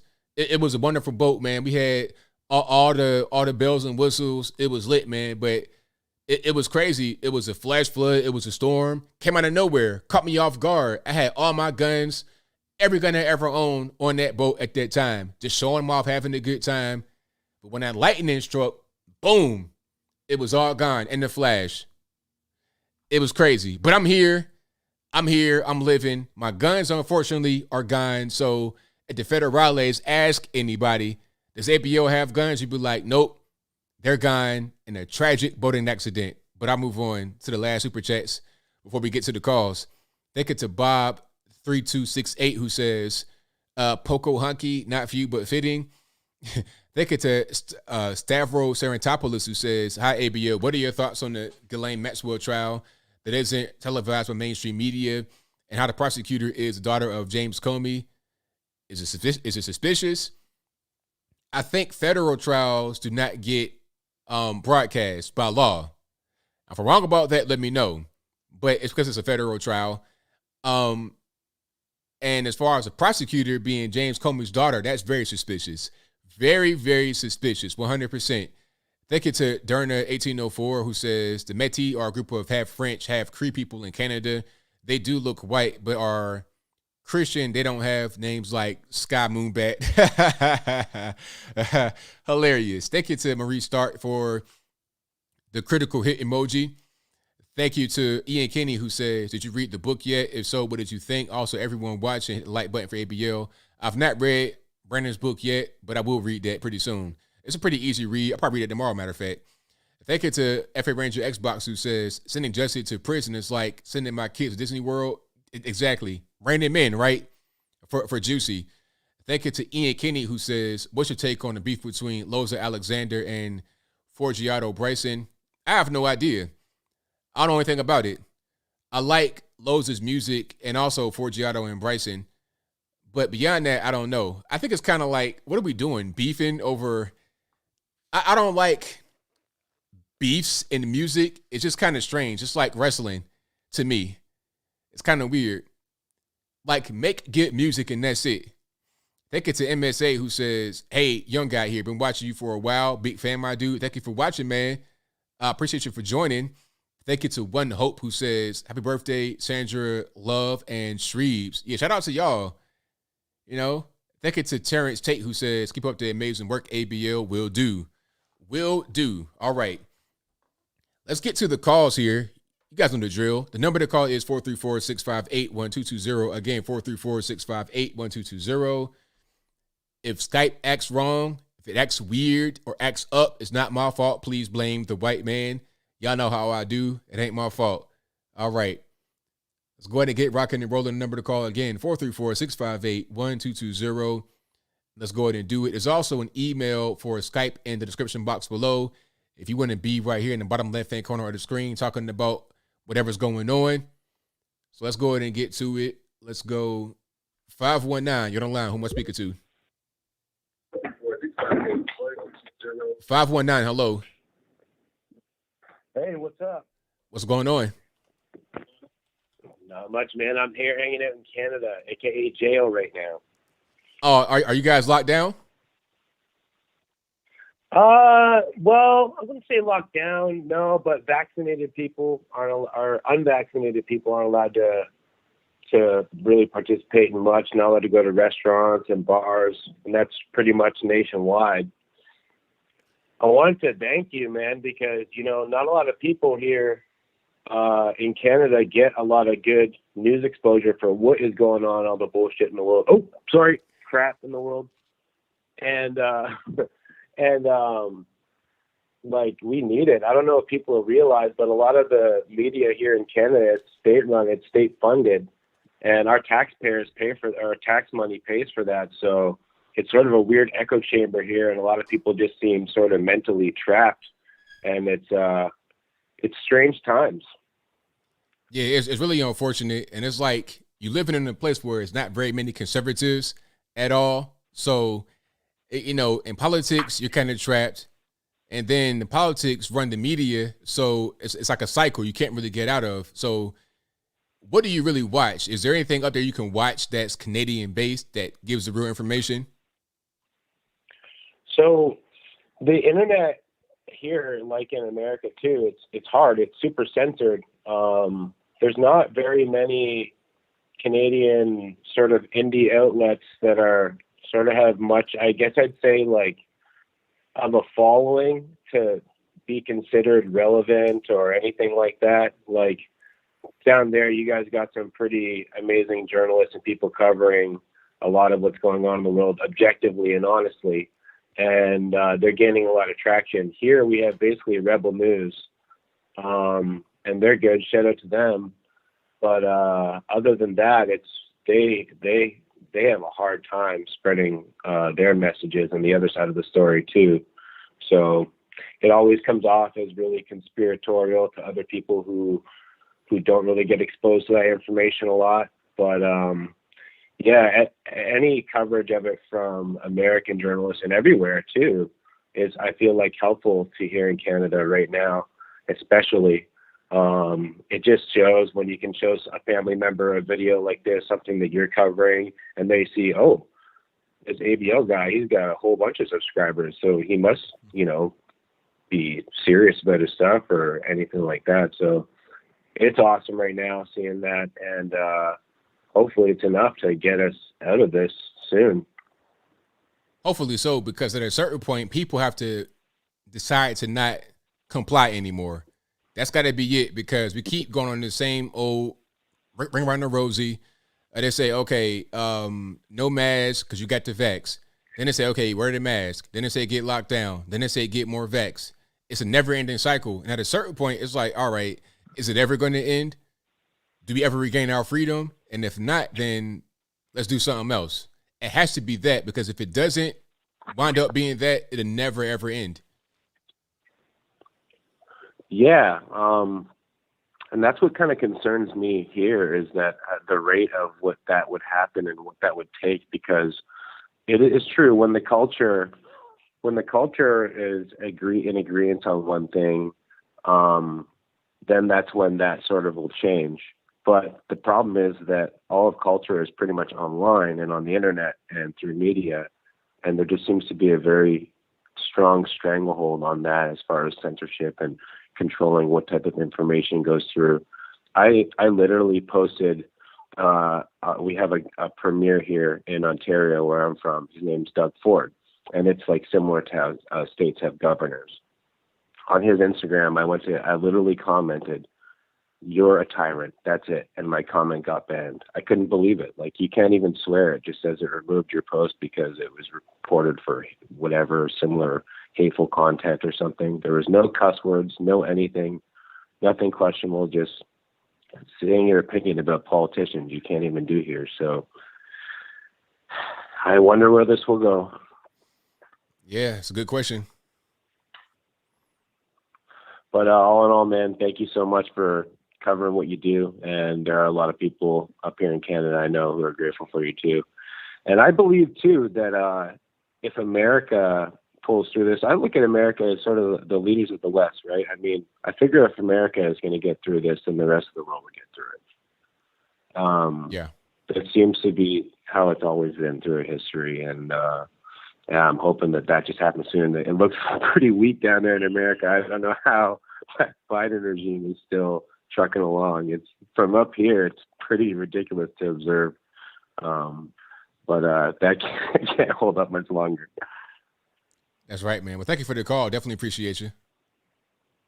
Yeah. And you too, ABL. Have a good night. All right, now. All right, shout out to the caller. Let's get to a few more here. Let's go to, all right.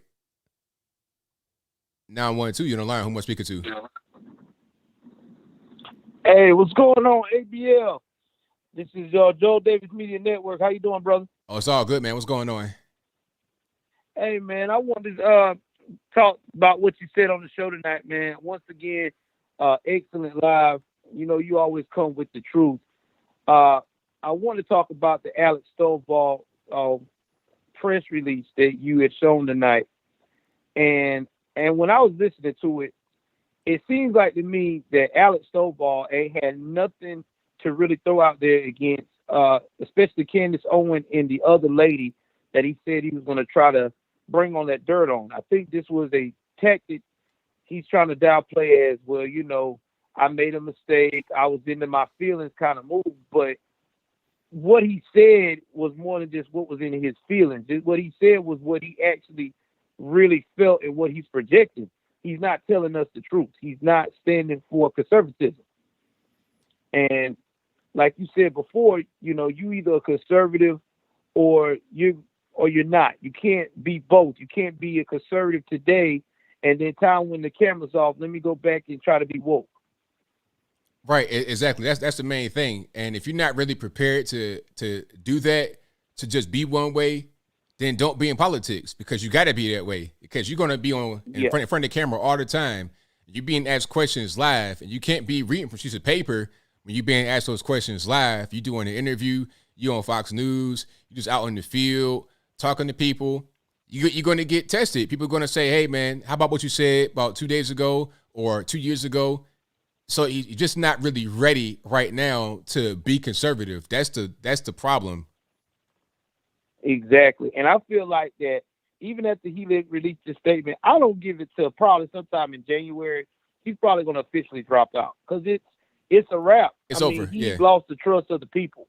I mean, nobody that is a true conservative is going to sit there and be comfortable with this guy saying that he's representing the state of Arizona on a conservative front. But as soon as somebody like AOC or whatever gets in his face, he becomes a fanboy and wants to, you know, go with them. You know, that's sad but true. I mean, that's what we're looking at here on that front. The other thing I wanted to discuss with you about was the what you are showing the Sex in the City. Oh my God. that was, this is why I say that a lot of these classics they're trying to bring back, they need to leave alone.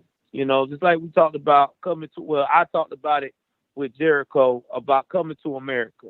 Coming to America should have never been remade. It should have been left where it was at, because now they're trying to put all this virtue signaling in there, and it makes the movie and everything else so awkward. I mean, Sex in the City is supposed to be about women coming of age or whatever have you. That's what they made their money doing.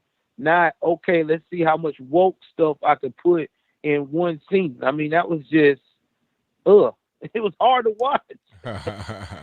It was, man. It was crazy. It was really hard to watch. And it's like, I mean, my thing is, are they trying to make it seem like that's everyday life, or are they trying to make that be everyday life by trying to influence people? Because I've never seen like that before in my life. I never see anybody talk like that in real life. I only seen that on TV or on the internet, but never just walking around casually. I've never seen that before. No, I haven't either. I mean, nobody, even in real life, people I know are not, I'm around especially, are not searching every day for a reason to try to be a victim. Right. And the last thing I was going to talk about, I'm going to tell you this last thing and then put you on some information that I just recently found out as well, about the Georgia situation with giving the $800 to nothing but black women. To me, this is another example of not helping Black America and other Americans get the drive to do for self. And this is why we have so much chaos going on right now. We have been doing all these programs for years, especially for people in these type of areas in the projects, and it has not helped no one at all. In fact, it created more chaos than it has any kind of peace of mind. Absolutely right. Exactly what I was saying before is that these programs, all they do is keep you right where you at. If you're living in poverty, you living in a bad neighborhood or whatever, it keeps you right there, keeps you comfortable. So now, rather than being in the hood, being in poverty, you in the hood and poverty with a few more things, a new TV, some, you going out to the restaurant that you like to go to, Ruth Chris, but you're still in the same position, and you never really get out of it because you don't have any drive or ambition to do better for yourself. When you hit that rock bottom, when you don't have food, when you can't do anything for yourself, unless you get out there and work or find something to do, at that point you can move up. But if you don't have that, then it's like, well, why? Why change my life? I'm good doing what I'm doing. Exactly. It's sad. It really is. It's a sad situation. And the last thing is, I was going to tell you, you need to look into what happened today. Friday they arrested a producer and a staffer for Chris Como for trying to mess with a minor. Oh wow, okay. Yeah, it's crazy. This dude was using moms. He was getting these adult mothers and getting them to participate in these activities, and these children was as young as 9 years old. Man, that's crazy. Crazy, man. It's crazy what goes on behind the scenes that people don't talk about, that people don't know. And then when it gets found out, people are like, wow, that was really happening. But it's every day. Really, really crazy. Yeah, and what's sad is this guy, John Griffin, CNN just said, oh, well, we're going to suspend him to the outcome of the case. Well, the feds was the one that arrested him. So it's a the wrap. feds come to take you away, you got to be fired, buddy. Yeah, it's over. Yeah, because if the feds come get you, they don't take stuff like this lightly. It's not just for no reason. If the feds come get you, you probably need to go ahead and just go to the penitentiary and just be in custody, because it's pretty much a wrap. Yeah, and the only reason why the feds got involved because he was doing it cross state lines. Like he was getting women from Nevada to Boston, from Boston to Vermont, where his home was at. Oh man, crazy. Yeah, man. But thanks a lot, man. Again, I appreciate you being on the show last night, and hopefully we can link up again, man, sometime in the new year, so that way we can keep going strong on the conservative side, brother. Thank you for the call, man. Definitely appreciate you. Appreciate you too, bro. All right. Thank you to my man, Joe Davis Media Network, for the call. I was on the show last night. It was Joe Davis, Trey, shout out to Trey, Jericho Green, Great Forum, Black Conservative Perspective, and myself. Good show, really good show. Laid back, cool, talking about some good topics. Check it out on his channel. Again, that's Joe Davis Media Network. Let's get to a few more here. Let's go 405. You're on the line. Who am I speaking to? Hey, ABLs, what's going on? And not too much, man. What's happening? Not much. You? Oh, it's all good, man. Just, living life, enjoying the calls. Yeah. Hey, I've been, working my tail off here in Oklahoma, just trying to make a living, if you know what I mean. I hear you. That's right. Hey, ABL, I got a quick question for you, because it's been on my mind for about 2 months now, because I had a lengthy discussion with a gentleman, and I'm not going to say his name or anything, but he called me a hypocrite, and I was on this situation. For some odd reason, I support people who voice their opinions against the government peacefully, and then yet I also denounce those who use violence to get things done their way. And Okay. he calls me a hypocrite. So Now, am I a hypocrite? So I don't understand. If you don't promote violence, then what's the problem? Well, he was calling me a hypocrite because I support people, executing the freedom of speech to, like the January 6th issue. But when they went violent, I say I don't support those who went in the Capitol and caused damages to our own, U.S. Capitol. But yet, here we have people during the so-called Summer of Love, and yet, people calling a peaceful protest when they were literally wrecking their own community. So I don't understand. So what was his specific claim of hypocrisy? Was there any, did he say something specifically? Like, oh, you said this, therefore you're a hypocrite. Well, he was trying to convince me that I was a hypocrite, but yet he was a hypocrite himself, because he was saying, "Oh, I want capitalism to be gone away so we can have free healthcare, free this, free that." Okay. I see what's going on. So basically, what happened here is this person is looking at you supporting people that were in January 6th peacefully as the equivalent to him supporting those that are out there rioting in places like Seattle, Washington. Am I kind of getting at it right now? Yeah, you're getting the vibe we're talking about. Yet, this has been on my mind for about 2 months now, and I was trying to get your point of view on things. Well, I mean, am I really a hypocrite? No. What's happening here is that he sees the violence in a place like Seattle as warranted because they are rebelling against the government and violence against Black lives, things of that nature. So he thinks the violence is okay. That's his baseline about violence being okay if I support their cause. But you're saying you support people peacefully protesting, but not the violence. But in his mind, your peaceful protest is the same as his when it's not. It's just not. So he's just incorrect in his thinking process.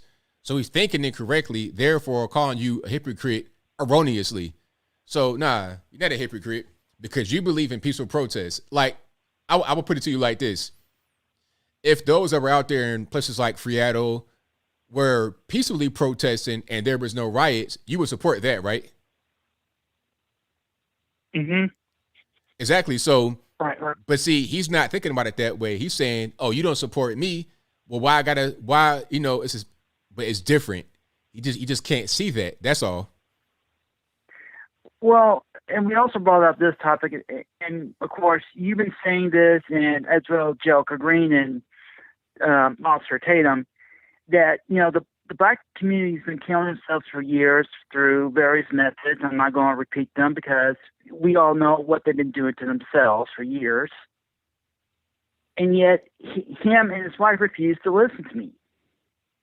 Well, I mean, if you're talking about adults and trying to convince them to think differently, good luck. I mean, you can't really do that usually.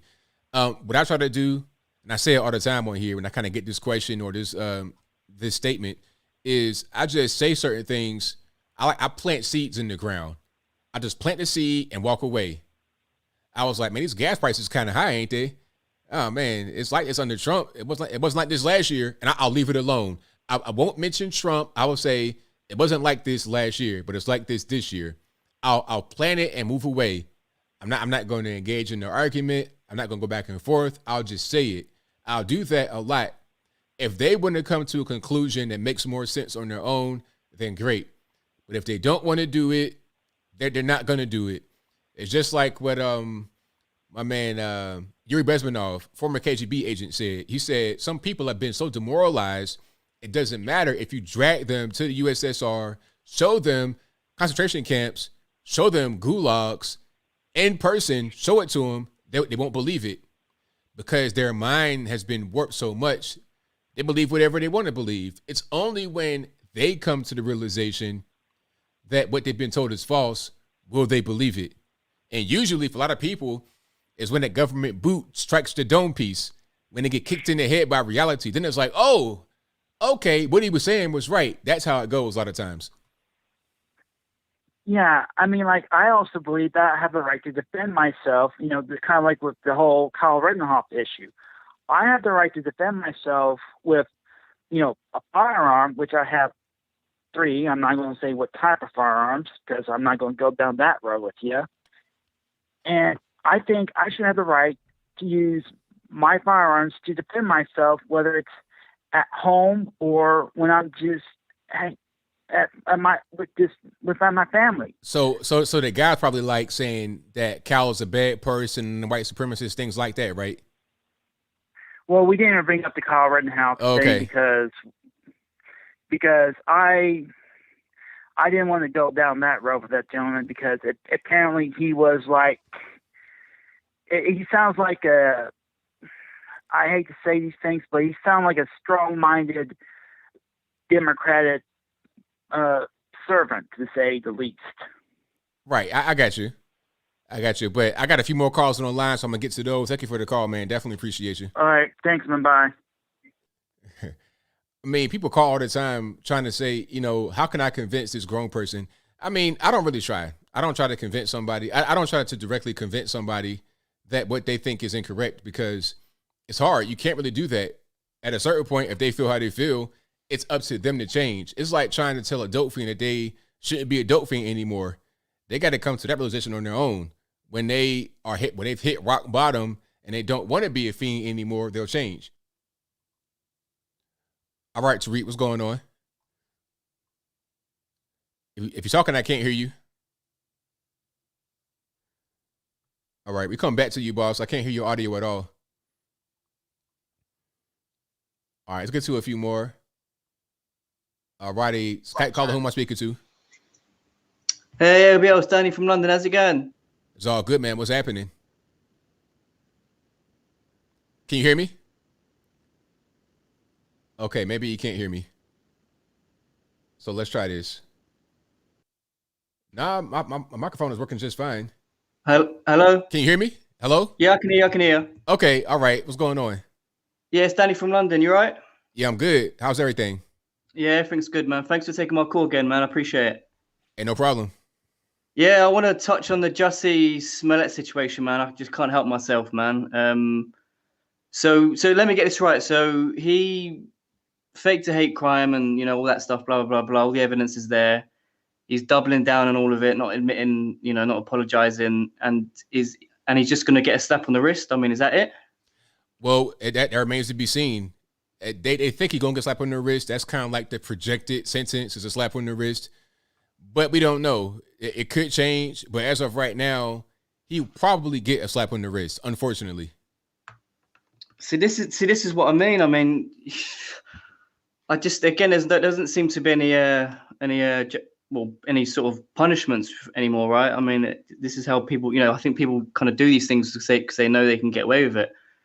And I think if, you know, you want to prevent certain crimes, I think the punishments have got to be harsh, right? To sort of, you know, prevent people from doing it. And because it's a serious thing he did, right? I mean, I know it's like it's funny and, you know, it's kind of like it seems like a bit of a comedy sketch in that, but I mean, he could have caused, you know, some like, a race war. He could have caused some riots. I mean, people could have tried to get revenge for, you know, all that stuff. And I don't think you can really necessarily take these things lightly, can you? Really?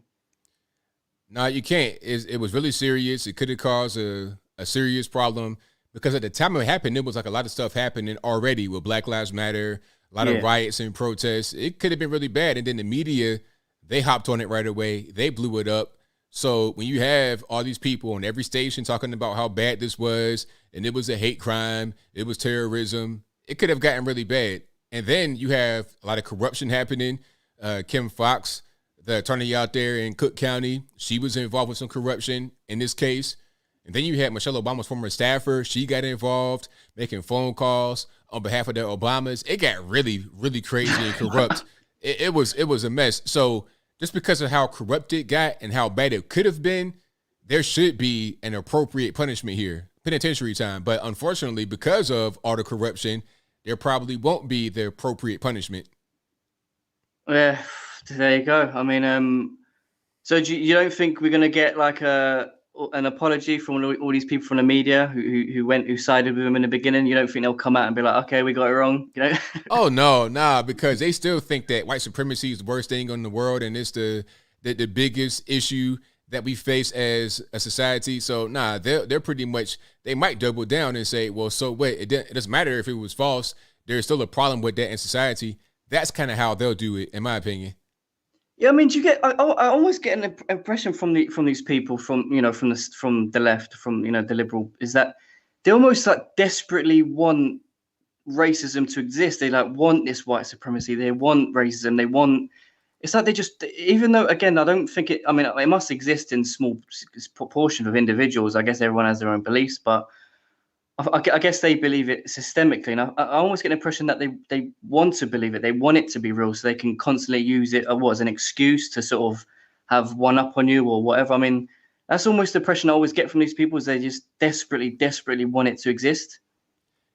They do, because it verifies them. It justifies their cause, and if it's not there, it doesn't even matter. There could be no racism at all anywhere, but they're still going to talk about it because it gives them reason to exist. They got to exist some kind of way. They must have some reason to be. So they're able to go on television and talk about it. They can write books about it. They can teach college classes about it. They got to have it. It's their whole backbone about why they're here. It's racism. Yeah, it's just sad. It's just so sad and pathetic. I mean, every time I see these stories, it's just. Again, it's just yeah. I just think it's just pathetic. Like, I mean, it's just almost childish to a degree, if you know what I mean. It is. But yeah, that situation with that woman who said she was Red Indian, but it turns out she isn't, and all that's. See, when I see these stories now, I always think of Curb Your Enthusiasm, like that music playing at the end. Yeah. Every time I just feel like, wow, is this a sketch out of a TV, a comedy TV show? Because you kind of can't write this, you kind of can't make this stuff up, can you? Really? You can't. I mean, it's so crazy. Every time I see something like this, it's a brand new story, and it's so crazy. Nobody could just think about it in their mind. They couldn't just be laying there one day and be like, "Hey, let's imagine this story." No. It's so crazy. It's beyond fiction. Yeah, exactly, man. Yeah.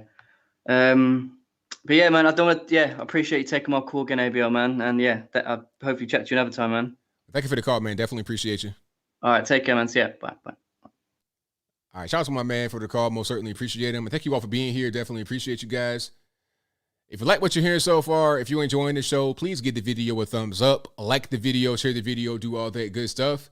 And if you're not subscribed yet, go ahead and subscribe to the channel right now. I'd appreciate that a whole lot. All right, Tariq, what's going on? Hey, man, what's going on, man? I think liberals knew Jussie Smollett was lying, but what liberals like to do is they want to play like they want to believe him, because all this is used against the conservative, because it plays well politically. You can just easily say, look at the white racist conservatives who are homophobic, attacking black people, attacking homosexuals. That stuff plays well politically. This is why liberals jump on it. This is why they want this stuff to be real. And this is what conservatives have to understand, because liberals will lie their way to power.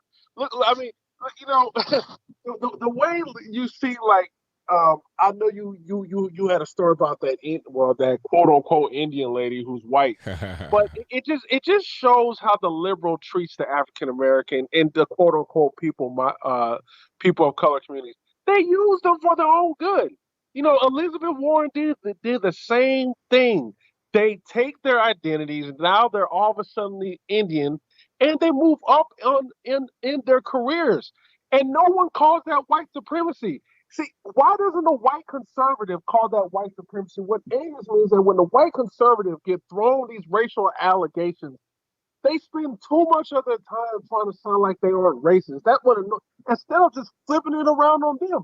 And, you know, why don't the white conservatives say, you know, as much as you white liberals care about black people, how come in these Democrat-ran communities, black people are dying, the literacy rate is low, the education system is bad, there is drugs. What are y'all doing about that? Why aren't y'all tackling that instead of, you know, you over here got black folks getting mad about one black person dying by the police. A lot of black folks probably don't even know an African American who dies by the police. And you got them out on the streets marching, but you are over here ignoring their situation. You're not doing anything for the communities. Black people are still complaining about the same thing that they've been complaining about for 50 plus years. I don't understand. It's like the white conservative doesn't know how to go on attack mode. And this is why the racism, the sexism, and the homophobia always sticks, because there is no counter from the right.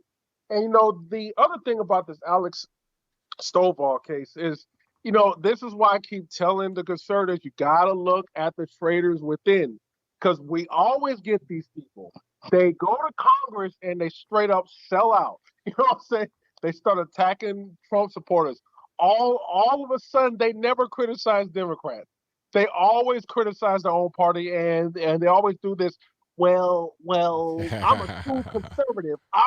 They always use that while selling out. And that, you know, Mitt Romney did the same thing when he was running. He barely criticized Trump. He was real quiet. He had like he liked him. It was the first thing that clown did when he won.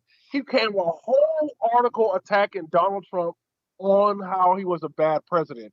And it's just like we got too many of these traitors in the party. And especially when it comes to the Black conservative Congress, I feel like we don't have like an outspoken Black conservative who truly knows how to go at the liberals. You know, sort of like how Democrats have AOC and they got the squad being loud and calling everybody white supremacists. I don't feel like we got a Black conservative like that, man. And, you know, this clown, Alex Stovall, he wasn't going to do anything. He was going to go there and put his head down, man. We need, like, someone like you or Brandon Tatum or, like, a Candace Owens to be able to counter this nonsense, man, because the right needs a strong, powerful voice to counter that, man. And that's pretty much all I want to say, bro. Thanks for the call, man. Appreciate you. All right, take care. Yeah, you know, you got a point. He has a great point about Alex Stovall. It's like, if you're talking like this now, you're not going to be strong enough to really go out there and say what needs to be said when it counts, because that really matters. When you got to go out there and make some tough decisions, you got to say what you got to do what really matters in the time when it really matters. That's very important. 100%.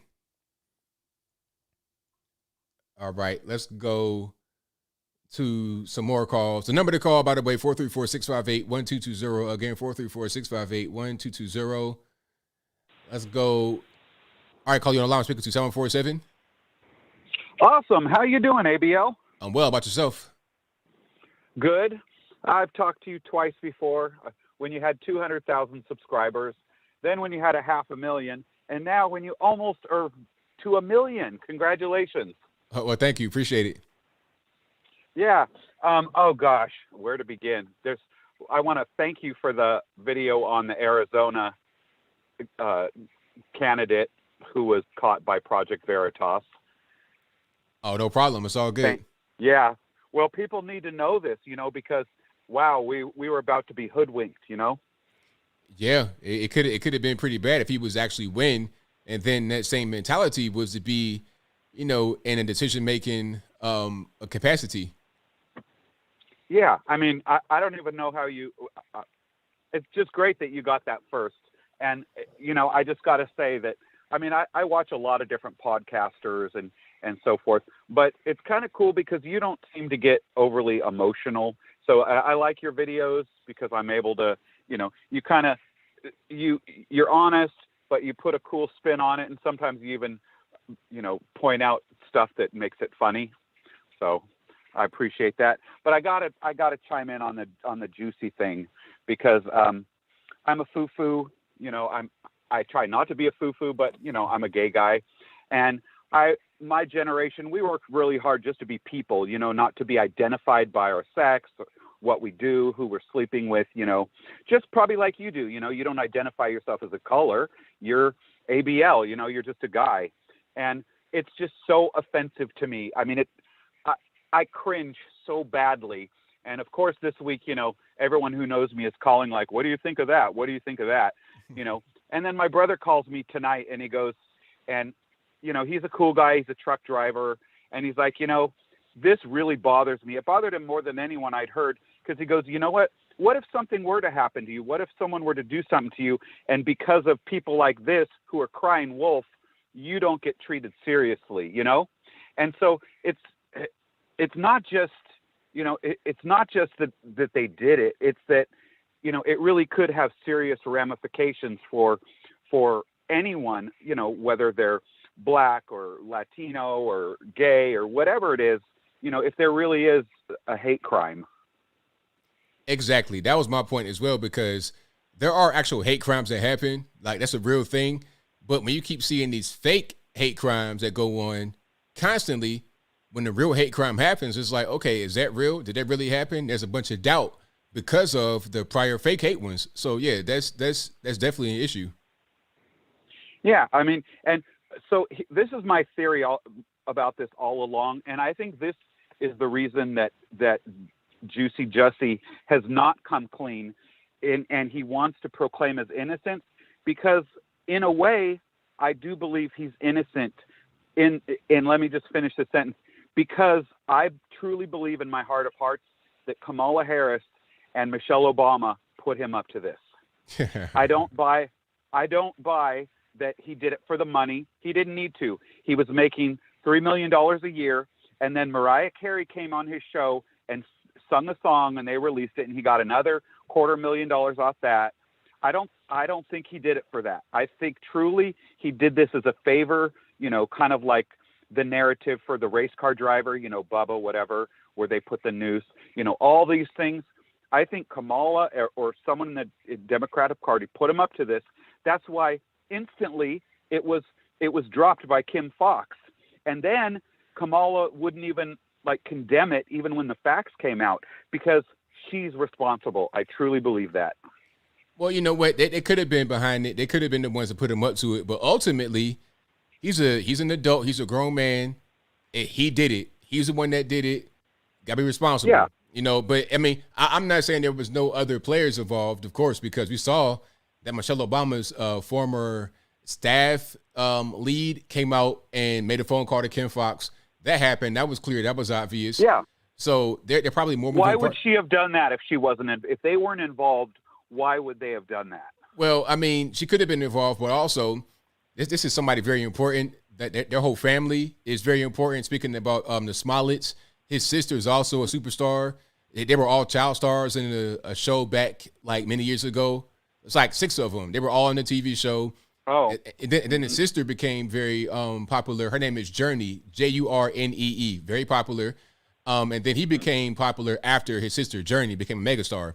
So their whole family is really big, and they're kind of tied in with the Obamas. They're tied into Chicago. So it's a lot of Chicago politics, entertainment politics, and interpersonal stuff that could have had the Obamas calling the favor.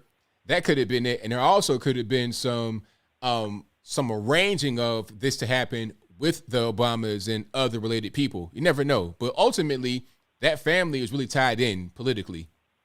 Yeah. I mean, there was a picture I think I saw of Jussie's sister at the White House with the Obamas. Yes. Yes. Yes. It was floating around somewhere. I didn't know which sister. I didn't know he had a bunch of sisters, but I did see that at one point. And there was also that picture of Jussie at rallies with Kamala, like hand in hand. So, you know, it just, to me, I just, in a little bit, I do feel sorry for Jussie, because I think he got sucked into it, and now but he's not smart enough to have eaten his crow warm. He doesn't realize that, like, if he would have just come out and said, you know, yeah, I did this, I was really just trying to, you know, shed some light on the fact that these things really do happen, and that was the wrong thing to do, I think he would have been forgiven. And I think the police in Chicago would have just let it all go with an apology and him doing some community service, you know. But the fact that he refused to, you know, just eat his crow warm just pissed him off more. Yeah. I believe you're right about that. Anyway, I could always talk to you for jillions and jillions, but I'll wait till you hit 1 million, and I'll call you back then. I was in California. I have to tell the world I escaped California. I'm in North Carolina now, and I'm so glad, because California is just, since I left, like, you know, I lived in the city, and I lived in Beverly Hills and all these cool places. Everywhere I've lived has been looted, robbed, you know, and I'm just like, wow, I just got out in the nick of time. So anyway, God bless you. I appreciate your show, and I'll call you when you get to 1 million. Thank you for the call. Definitely appreciate you. All right. Take care. All right. Yeah, it's crazy, the whole Smollett clan. And I'm glad he escaped California, because California, man, it's not going well, unfortunately. You know, you kind of want to stay and help save your state, but at a certain point, it's like, is it worth saving? I'm not quite sure. 989, you're on the line. Who am I speaking to? My name's Jeff. All righty, what's going on? Okay, yeah, I just want to say a little thing about Jussie. Do you really believe that somebody would write a check for that? You said what now? I was just wanting to talk about Jussie. Okay. Okay, I'm a Trump supporter. I'm MAGA all the way, 100%. Yeah. And you know, I haven't heard anybody like disagree with Jussie being innocent. Okay, like everybody says he's guilty, and I feel like I'm the only MAGA supporter that feels like that. Those two Nigerian brothers, they had 2 weeks to get their story straight. $3,500 to write a check for to do a hoax. Okay, I mean, I'm not gonna write no check to do drug deals and stuff even, but to say, for me to believe that, okay, for the $3,500, the $1,750 to split a hoax, to split a crime with a millionaire. Does that really make any sense to you? Okay. I mean, everybody says this don't make no sense. Okay, no, it does not make sense, but we're not dealing with, you know, very smart people. That's the whole thing. Right. Now, I understand this though. Okay. Wait, hold on. Let me just. Okay. All right. No, I'm sorry. Okay. Now, Jussie has been a child star. Like he's been in front of the camera for a long time.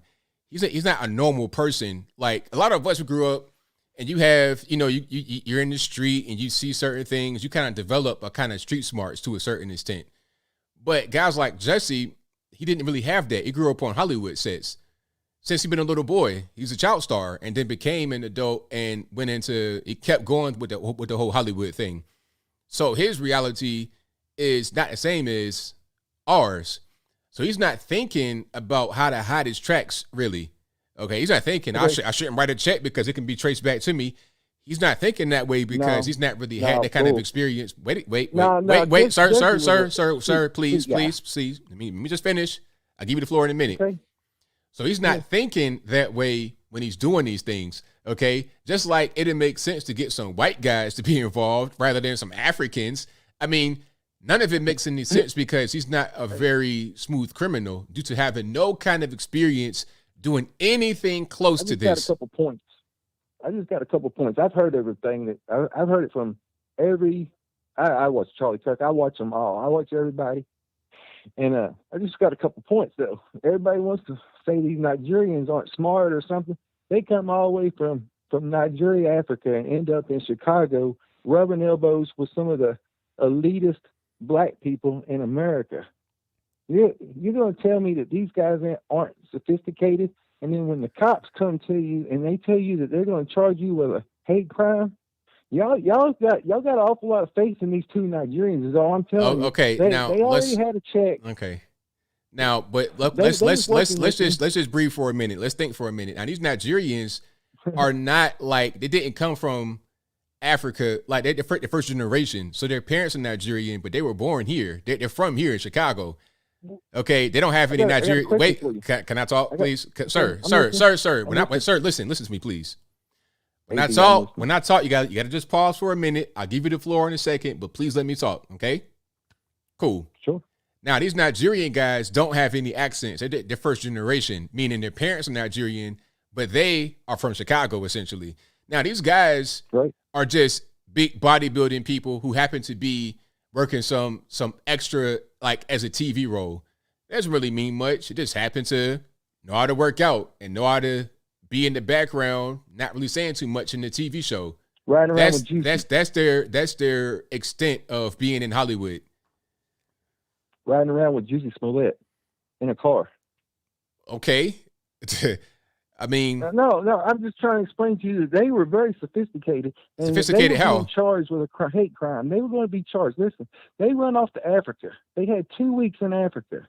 They had the media watching the media for 2 weeks to be able to get their story straight. They were brothers. Listen, man, I'm not a Jussie Smollett. I find myself fighting with my own people right here because you're my man. And I'm just trying to say that everybody's got an awful lot of faith in these two Nigerians when I'm telling you it don't smell right. Because if I wanted to beat Jussie up, but say he made me mad, maybe one of the brothers was jealous that Jussie was hanging out with him. I don't know. But they were mad. One of them was mad. And you want to go beat him up, but you don't want to lose your job as an actor because Jussie's got some pull. And so you put on some red hats and you go up there and you beat him up. And Jussie, and then you say, this is MAGA country, motherfucker. I'm sorry. But you say MAGA country to intimidate him, to mess with him. Maybe you want to be his bodyguard. I don't know. Everybody wants to be maybe why did you go to Subway? Well, like I said, he was working out and he paid them people money to work out. Look at their bodies. He wanted to be like them. Did you see their bodies? Okay, I now I'm defending Nigerians as liars. All right, you please Nigerians lie? Okay, so my question to you is, what do you think actually happened? Let's hear it. I truly believe that. Okay, so Jussie goes and picks up one of the brothers, and the other brother's with him, and he don't like that brother, and he drops him off, and that other brother gets mad at him, right? The other brother's jealous, whatever, and they start talking to each other, and they're like, man, and that one brother really don't like him and sending letters to his work, and intimidate, and they're friends with him, and they say, we can be your bodyguard. And they get to hang out, eat steak and everything with Jussie. Okay, but we got to speed up the process. What happened that night? Last caller? Oh, okay. So that night, he really did. So they were sitting at the park bench waiting and watching, and when he come by, then that was their time. They've been scoping him out for 2 days. They said it was a dry run. Okay, now I read the jury. Okay, because you're doing a little bit too much talking. What happened that night, please? I got limited time. That night, okay, I really truly believe that they did that to him. That scratch on his face, have you ever watched Jerry Springer? Jerry Springer. Okay, like that's fine. But okay, so how did all right. So how did the rope get on his neck? Where did that come from? What was the point of the rope? That they brought that rope. I truly believe they brought that rope. And put it on his neck. Why did Jussie not take the rope off? It wasn't tied on his neck. It was just sitting there. I don't know. Is he going to be? Or do we got to play this why game? Because it don't make no sense. It does. You know it does mean, make right? it does. You got to ask why certain things happen. Why that's did important. He leave it on his neck? Because, like he said that his and that's the thing about it. The jury said that they would have wanted to hear from his. You got to stay focused, man. 'Cause I got like no more time. I'll give you like 10 more seconds, and I got to go. But okay. You said why did he keep the rope on his neck? I told you that's what the jury said. The jury wanted to talk to his agent that called the police. I'm sorry, caller, but I got to go. Thank you for the call. Okay, you got to stay focused. I don't know if that was trolling or what. I can't really tell. Sometimes I don't know what's going on. The internet's weird. But anyway, I digress. Like for real, I digress. Let's go ahead and move on. Alrighty, Matt, what's going on? Hey, ABL, what's happening? It's all good, man. Can't complain. Hey, man, what's up with Subway, man? I don't know, man. You get some of the weirdest people in the world that want to go there and want to endorse it. It's like the Florida food, man. It seems to be like the nexus of like. I see. Just all these unmentionables, man. Yeah. I don't know if I could take like any more straight white appropriation. Santa's black. You got Jussie Smollett that doesn't even get white people to do the racist stuff for him. It's I mean, what's next, you know? Hey, I wanted to call and ask you if you're buying Bitcoin. I have some Bitcoin, but I don't really take it seriously. It's just kind of like, if it goes up, it goes up. If it doesn't, it doesn't. But, you know, I know some guys that have that as a retirement plan. I'm like, oh, man, that's kind of, you got balls of steel there. Yeah, it's kind of there was just a congressional hearing on Bitcoin, and like a stat that came out that I thought that was most interesting was that 80% of all Bitcoins have never been sold. Yeah, I kind of, that's probably right. They've only bought them. So they've been bought once. It really Peter Schiff said something effective. Tulip bulb mania. Have you ever heard of that? No, I haven't. So back in the 1600s, people used to collect tulip bulbs, and some of the tulip bulbs had a virus, and the virus would make them grow kind of like in all these rainbow kind of patterns, and basically it upset the entire economy because everybody was buying these tulip bulbs they don't know why, but if any of them had the virus and could produce the flower, then they would buy them. So it was like a big hysteria. It was the only Great Depression prior to the Federal Reserve. So since prior to the Federal Reserve being created in 1911, there was no Great Depression ever. There were recessions and plagues and that kind of stuff. But I kind of just want to point out that silver seems to be the only commodity.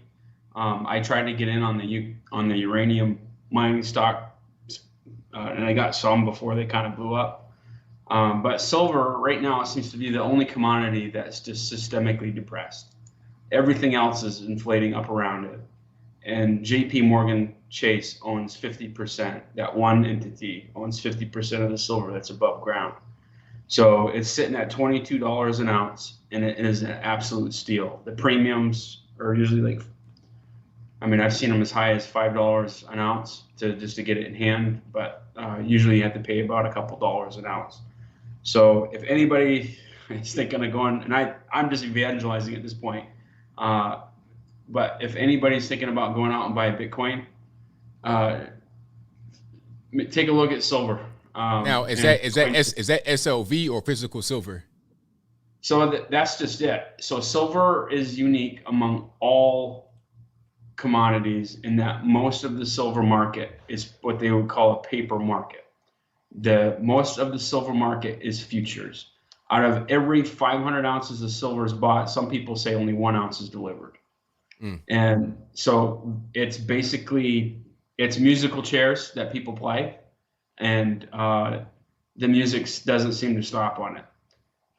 So the meme stonks, those people had kind of juked a little bit, and they thought about going into silver. And because that's another thing about Bitcoin as an example, we're only starting to discover how leveraged that actually is. And when I mean leverage, what that means is that people are going out and putting a Bitcoin on a credit card, or a part of a Bitcoin on a credit card. People, it's the number one investment that kind of Wall Street is doing. Matter of fact, more per capita, more black people own Bitcoin than white people. That was another thing that came out. Interesting. Of the Congress. the system is not going to allow these lottery hopefuls, these tulip bulb collectors to win. They're not going to allow it to happen. And you need silver for a lot of things. And I think we're going to go back and look at, me calling this out. We're going to go back and look at this this coming year, because it's the only thing, they say fools rush in. It's the only thing that just is clinically put down. And there's only a couple of silver exchanges in the world, whereas like for Bitcoin, there's lots of wallets, there's lots of coins. Silver it's almost a monopoly as is, and we need it for solar panels, we need it for cars, we need it for just anything electronics. I mean, I'm trying to buy like it industrially for like my business and stuff, just because like you can get it in big volumes. But I would highly encourage your viewers to go take a look at it. That's all I got. Thank you for the call, man. Definitely appreciate you. Yeah, man. Be good. All right. Disclaimer. This is not financial advice. It's only entertainment. Please speak to a qualified person, not me or my man Matt that was just on the line. All right, let's get to some more here. Let's go to, y'all hang tight because I got a lot of calls on the line. Let's go to, okay, let's do 612. You're on the line. Who am I speaking to? It's only entertainment. Hey, Anthony. What's going on? Can you turn the stream off in the background for me, please? Yeah, I'm gonna cut it off. Yeah, I see. I just want to say congratulations to Kyle Rittenhouse and the Second Amendment. I also want to say, I'm at the stream where your boy is talking about silver and other precious metals.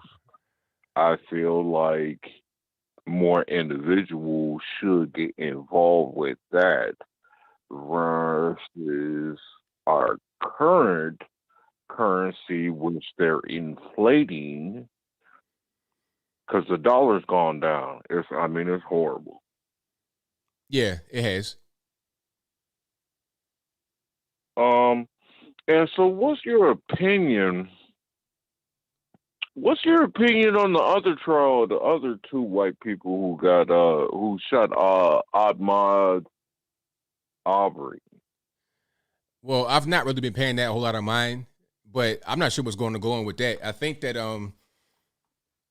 might have been accidental because she thought it was a taser, but it was a gun. So there's probably some negligence. No. That's Dante Wright. Okay, Dante Wright. Okay, now Ahmaud Arbery, you're talking about in Georgia, right? Yeah. Now, as far as that situation, I think the right decision was made. I did a video about that. I think the right decision was made because they did not follow the law appropriately. Like the law in Georgia states that you can do a citizen's arrest if you witness somebody. Hey, hold on. Hold on. Let me just finish right quick. Okay. If you see someone commit a felony, you got to see it.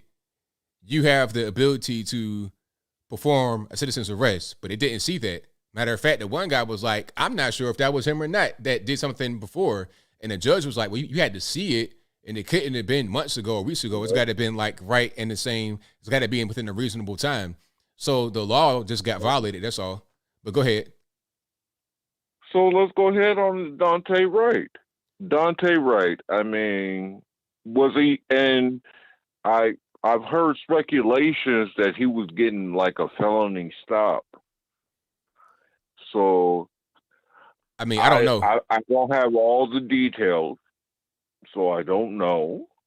But I would like to know, did he have, was it a felony stop that they were pulling on him?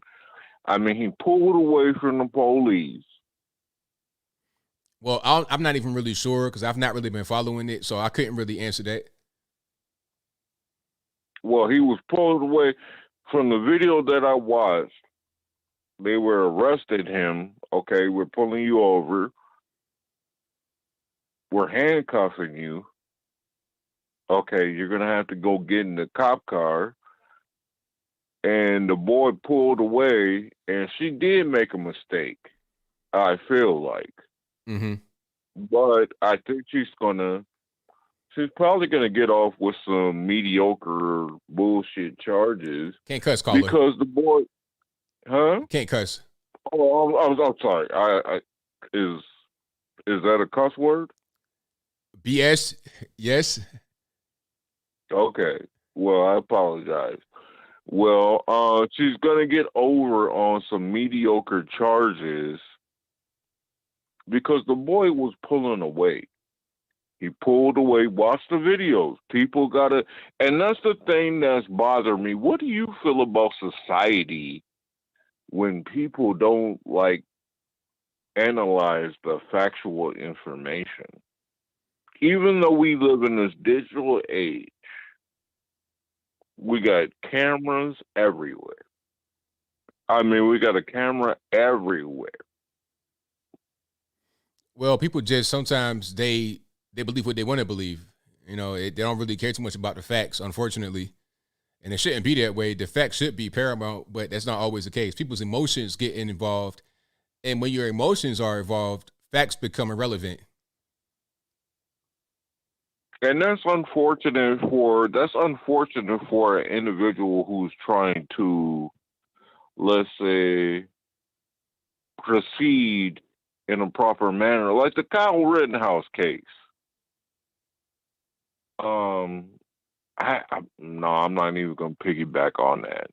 But let's just say there was a lot of individuals who, unfortunately, hopefully, spoke too soon.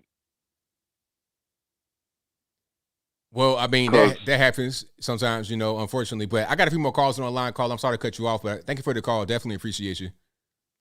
All right. Thank you, sir. All right, now. All right. Shout out to the caller. Thank you for being here. You guys are the best audience anywhere on the internet. If you enjoy what you're hearing so far, go ahead and give the video a thumbs up. And if you're not subscribed to the channel yet, I don't know what you're waiting on. I don't know what I got to do, but go ahead and subscribe for me. 804, you're on the line. Who am I speaking to? Hey, ABL, this is Tyler from Virginia. All right, man. What's going on? Not too much, man. I really don't have much to say. I just wanted to call and thank you for your channel and everything you do. And again, I'm from Virginia, so every time you talk about your home state, I get a little bit excited. I've actually got some family out in the Norfolk, Hampton area. I live in central Virginia myself, kind of in the Louisa, which is right between Charlottesville and Richmond. But yeah, man, I really just wanted to say I appreciate what you do, and have a great night. Everybody in the chat, I love y'all. Let's get this man to 1 million. Right on, man. Thank you for the call. Definitely appreciate you. Yes, sir. Take care. All right. Shout out to my man from Virginia, Louisa. I know Louisa County out there. I drive by there all the time going 64. So shout out to him. I know that area very well because when I was in Virginia, I was always drive to like Roanoke and stuff. So I go through Charlottesville, like the Afton Mountain, all that good stuff. Yeah, I know all about it. Going 64 to 81, and then in the Dub V 77. I know about all that good stuff. Let's keep on going though. All right, man. On Skype, what's going on? So I go through. Hey, ABL, what's going on, brother? It's all good. What's happening? All right. There's a lot going on. I just wanted to talk about. I don't know if you heard about this. It's going around now.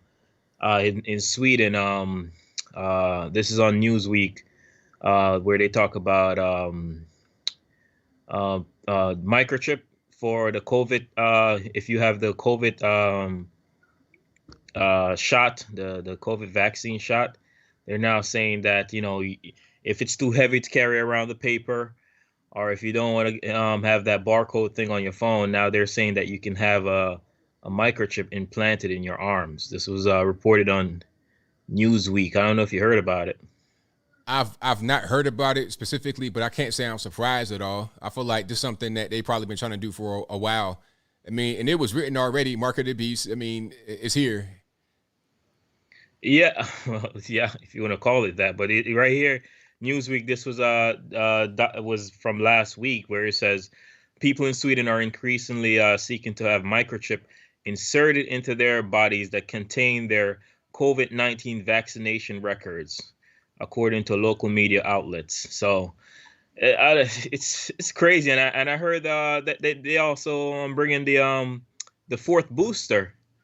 I don't know if you heard about that. Yeah, I heard about the fourth booster. Yeah, I've definitely, but that's no surprise. I figured that'd happen as soon as they got away with having the first one like mandated, and then it's like, okay, we got to do a booster.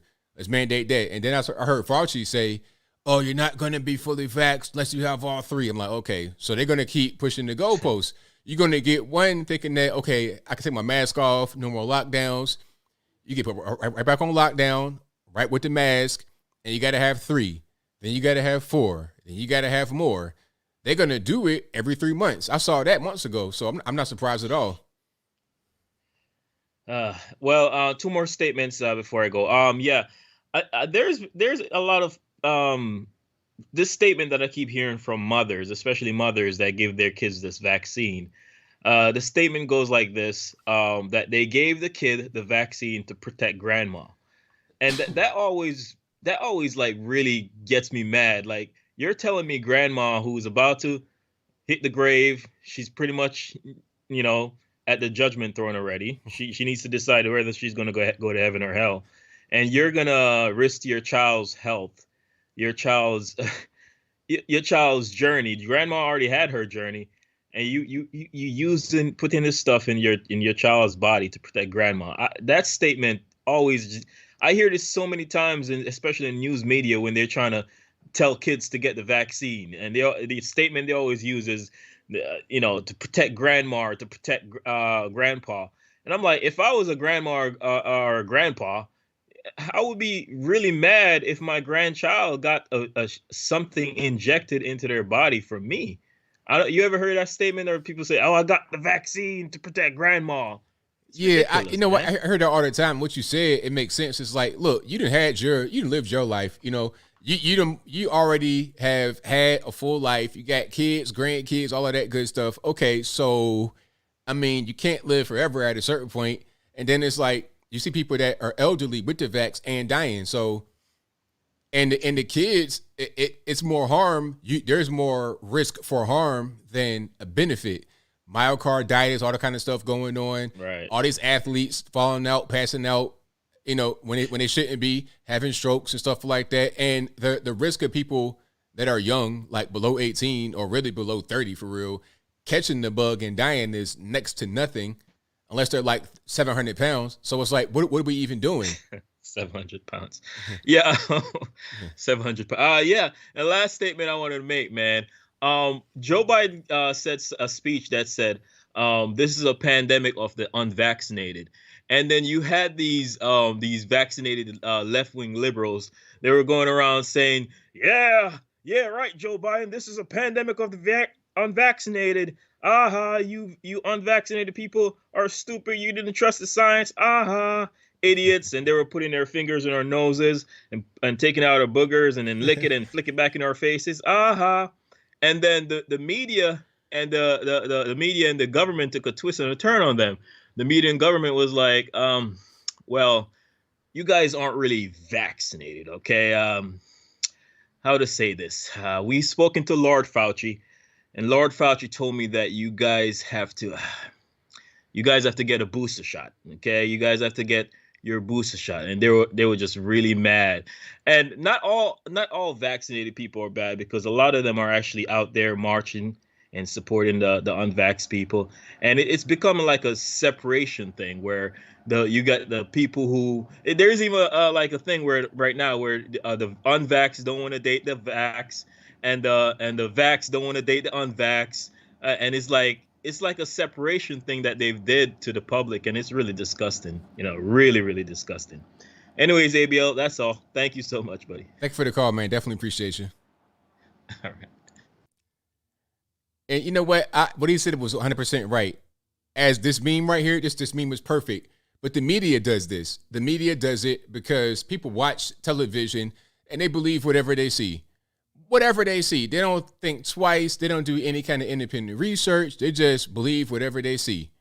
And they keep, one thing that's being done is they keep repeating some of the same stuff over and over and over and over and over and over and over again until you believe it. I see it all the time. People just go out there and they just repeat what they hear. This is a pandemic of the unvaccinated, the stupidest stuff. If you ask them what that really means, they don't really know. They keep hearing it on CNN, so it must be true. The newsman said it must be true, baby. That's how they operate. That's what's going on. That's why the media are the enemy of the people sometimes. Not all the time. If you're good media, good, honest media, not trying to brainwash people, you're good. But the dishonest, brainwashing people, those are the bad ones, clearly. 1,000%. Let's get to some more calls here, shall we? Let's go 928. You're on the line. Who am I speaking to? Hi, this is Jack from Arizona. I've actually called in once before, and my wife Wendy called in last week. How are you doing today, sir?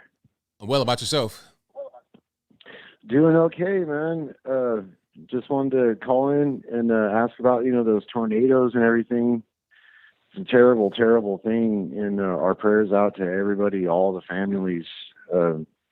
Did your region get hit? No, where I am is fine.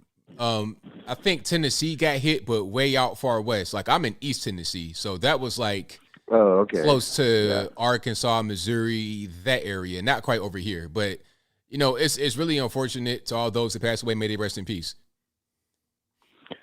Yes, sir. Absolutely. Yeah. God bless. And prayers to all the families. Everyone. It's a terrible thing. I mean, I think it's up to like almost 100 people now. And who knows? We'll find out in the morning. Yeah, it's really a shame. Absolutely. But I'm glad you're doing good, and God bless to everyone. But yeah, totally the vax stuff. The last guy was going off about that. Yeah, the microchips. The concentration camps in Australia. Probably not supposed to call them concentration camps, but like literally, and the kids escaping, them putting like a countrywide manhunt out for these 3 kids.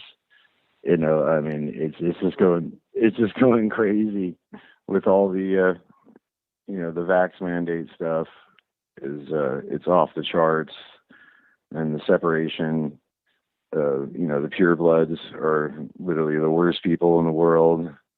And, I mean, it's crazy out there, man. What do you think about these, I guess, they're not concentration camps or what they're calling them in Australia, but what's your take on that?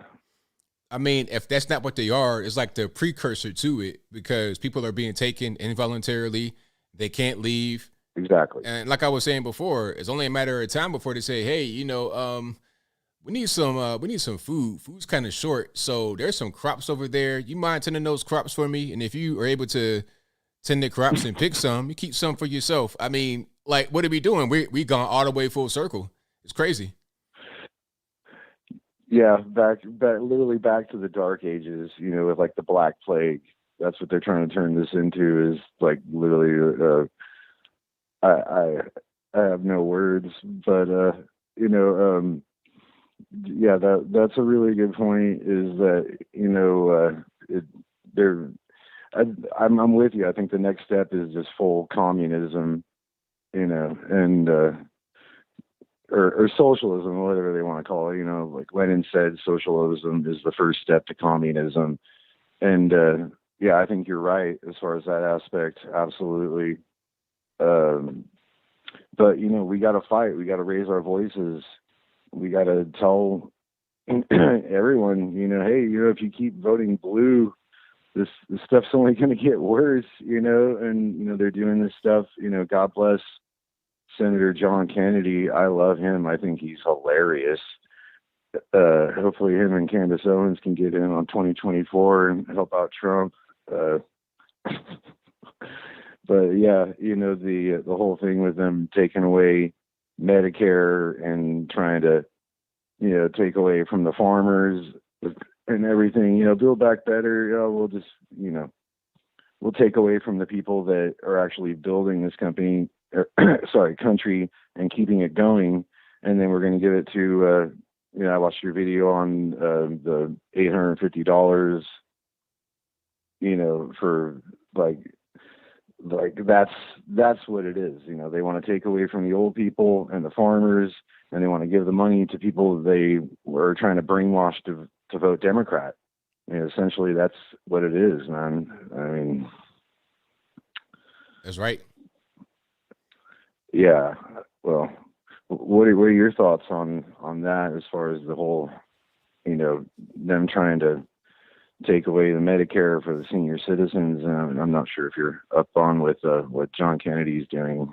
Well, I'm not really sure, but I think if they're trying to do that, they may realize that it's not going to be funded, so they want to loot it all the way right now. That could be what's going on, but I'm not really familiar with their whole situation. But if I were to guess, just right now, that's what I would say. They want to loot it before it goes totally insolvent.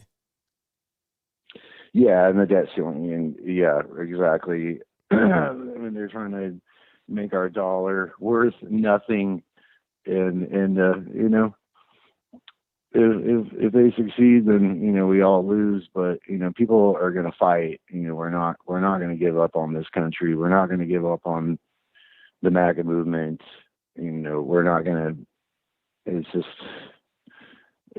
just what we're not going to do, man. But hey, anyways, thanks for taking my call, man. Glad you are all doing good, and everybody rules on this channel. My wife and I love the channel, and keep doing your thing, man. You'll get to 1 million sooner or later. Thank you for the call, man. Definitely appreciate you. All right. God bless. God bless you all. All right. Shout out to the caller. The phone lines are blowing up. Y'all hang tight, please. There's a whole lot of calls on the line. Try to get to everybody as soon as I can. So y'all just hang tight. Let's go. I call you on line. Speaker 2773. Hey, ABL. Hey, first off, ABL, I do have a question to ask you. If same with your show, if everybody's trying to combat the fake news, what's alternate sites do you trying to recommend people to get their news from, for starters? PatriotPost.us, of course. My website, AnthonyBLogan.com.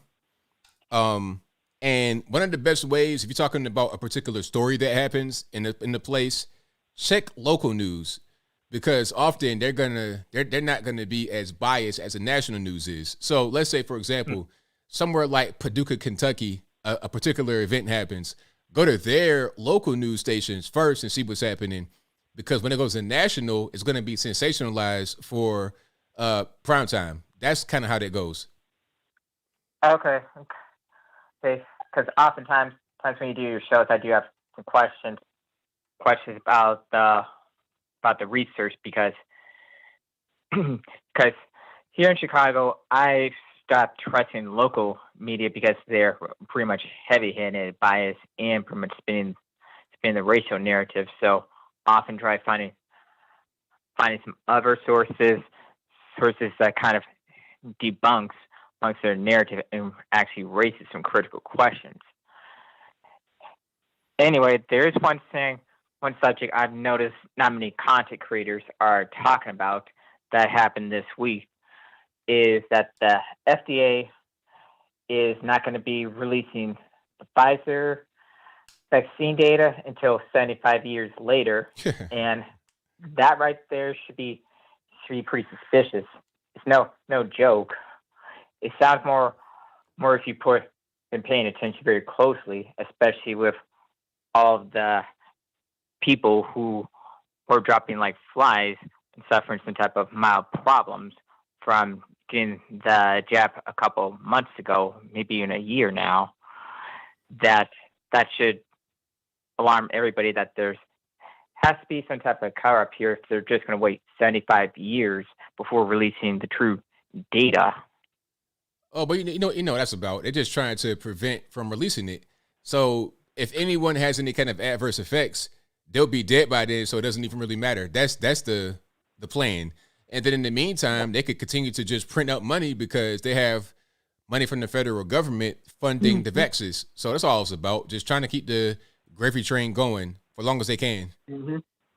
Yeah, well, the bottom line is people should be talking about it, but we already know the local media is not going to talk about it.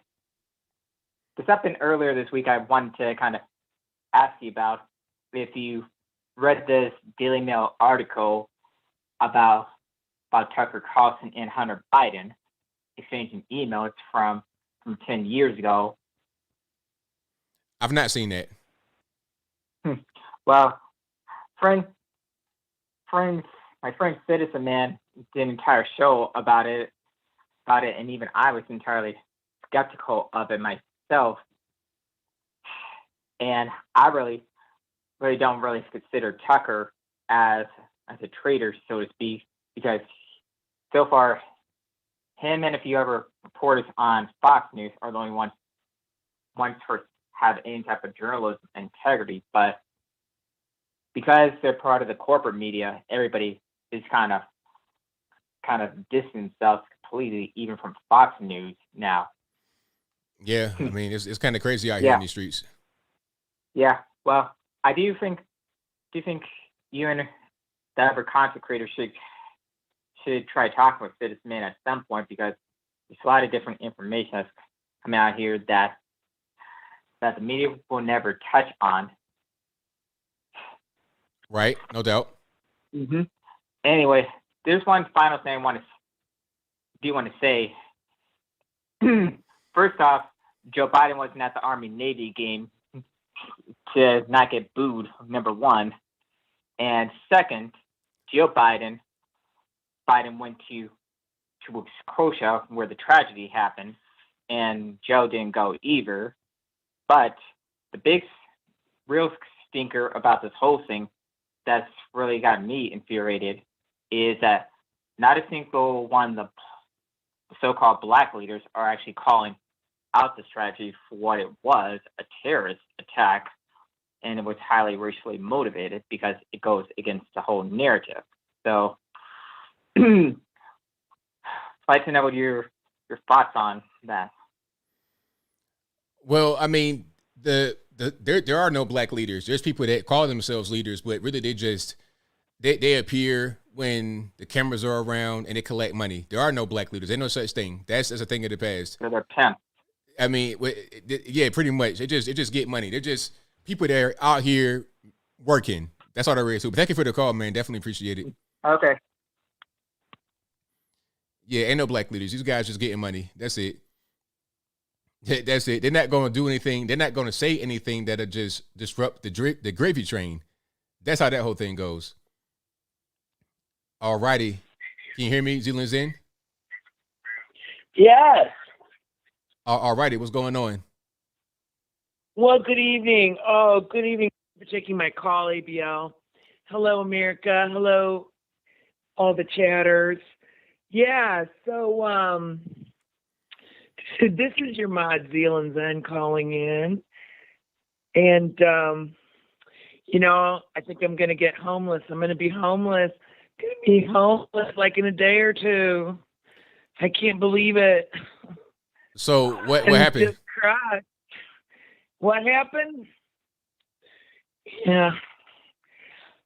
Very briefly. It all goes back to abuse at a public school here when I was a teacher. And it was bad. I mean, it really gave me PTSD or something, and there were things going on, and I told the administrators, you can't do this. Anyway, so I got fired. I was all upset. And anyway, I'm as a mandated reporter, I reported to the police, and let's just say I didn't even get a full report. The guy got up and he went and talked to the superintendent instead of doing an investigation. Long story short, okay, I talked to GCFS. I went to the press. Okay, everybody. This goes over a decade, all right, but it weighs on my heart so much. These kids. And in fact, let me tell you, one of my former students that I've learned this just in the last couple of years needs a lawyer because not doing well, but he was mistreated. And I just feel like, gosh, if they had just done what I said, if they had just worked with me to try to fix the school, to change the attitude. Let me tell you the attitude, okay? Walk on the line. They literally had tape on the floor. Kids had to walk on the line. Okay, that's fine, though, in a certain context. But then you go and you see what's going on in the cafeteria. Literally green burgers, styrofoam. I would go down and eat with the students, especially on Green Burger Day, because they were actually kind of tasty. I try to give them courage, but also like to talk to the students, because I think that's what they need. They need more like adults in their life, and it's a great way to just see the students in a different context. But as I'm watching the cafeteria, the administrators are glaring at the students in the corner. So it's that kind of a punitive. I got you. I don't mean to interrupt, but I got like limited time. I was just wondering, like, how did you get to the point where you may be homeless? Just so we can understand what's going on. Well, okay. So anyway, my health has gone down in the last 2 years, and I couldn't pay the mortgage, and I couldn't work. The schools were closed, and in the last few years, 5-6 years, I've been a substitute teacher. So that, and I just couldn't keep up. I just couldn't keep up. But actually, my mortgage is so cheap. It's so darn cheap. It's like $450, and I just couldn't make it, And I ended up on SSI just for like a year or two. I've been on that. It's just not enough for me to, and it's just a little place I have, and I just can't believe it. And the abusers get schools named after them, and all this. Are you able to contact any kind of church resources or anybody that can help you in that sense? No. What do you mean? Like what? I don't know. I don't know where you live. I don't know your circumstance. I'm just not asking. even a believer. I'm in Illinois. I'm not even a believer. You don't gotta be. You don't gotta be a believer. You could just be somebody that needs some help and reach out for some help. That's all. No, it's all over. Anyway, I've spoken to the school board. I've spoken to the city council. I've spoken to my politicians. It ticks me off. None of them wanted to look into it. Not even went to the newspaper. The guy says, well, that sounds too crazy. I don't believe you. It's just crazy. I know what I saw. I know what's going on. Other people, it was like, right is, okay, just not right. Okay. I got you. I'm not sure what I can do right now to help you in your situation. Nothing. I'm just telling you. I love your show. Sorry, I'm just saying. Okay. I hope America does better than I'm doing. Thank you for the call. I appreciate you. Thank you. Bye. All righty. We get some calls, don't we? Shout out to Zealand's in. Hopefully everything works out. But you don't gotta believe it. You don't gotta be believer to go to church. Hey, just whatever is there available to you, just reach out. If you could do a short sale on your home, do that. If I was you, had some equity in the house, I'm selling it ASAP. If they're gonna take it, you might as well sell it. If you're talking about foreclosure, let's go ahead and sell this thing. They be like, I buy your house right now. One of these little programs, I buy your house right now, and then just go ahead and get her done. That's what I would do personally if I was in that situation. All right, let's go to 970. You're not lying. Who am I speaking to?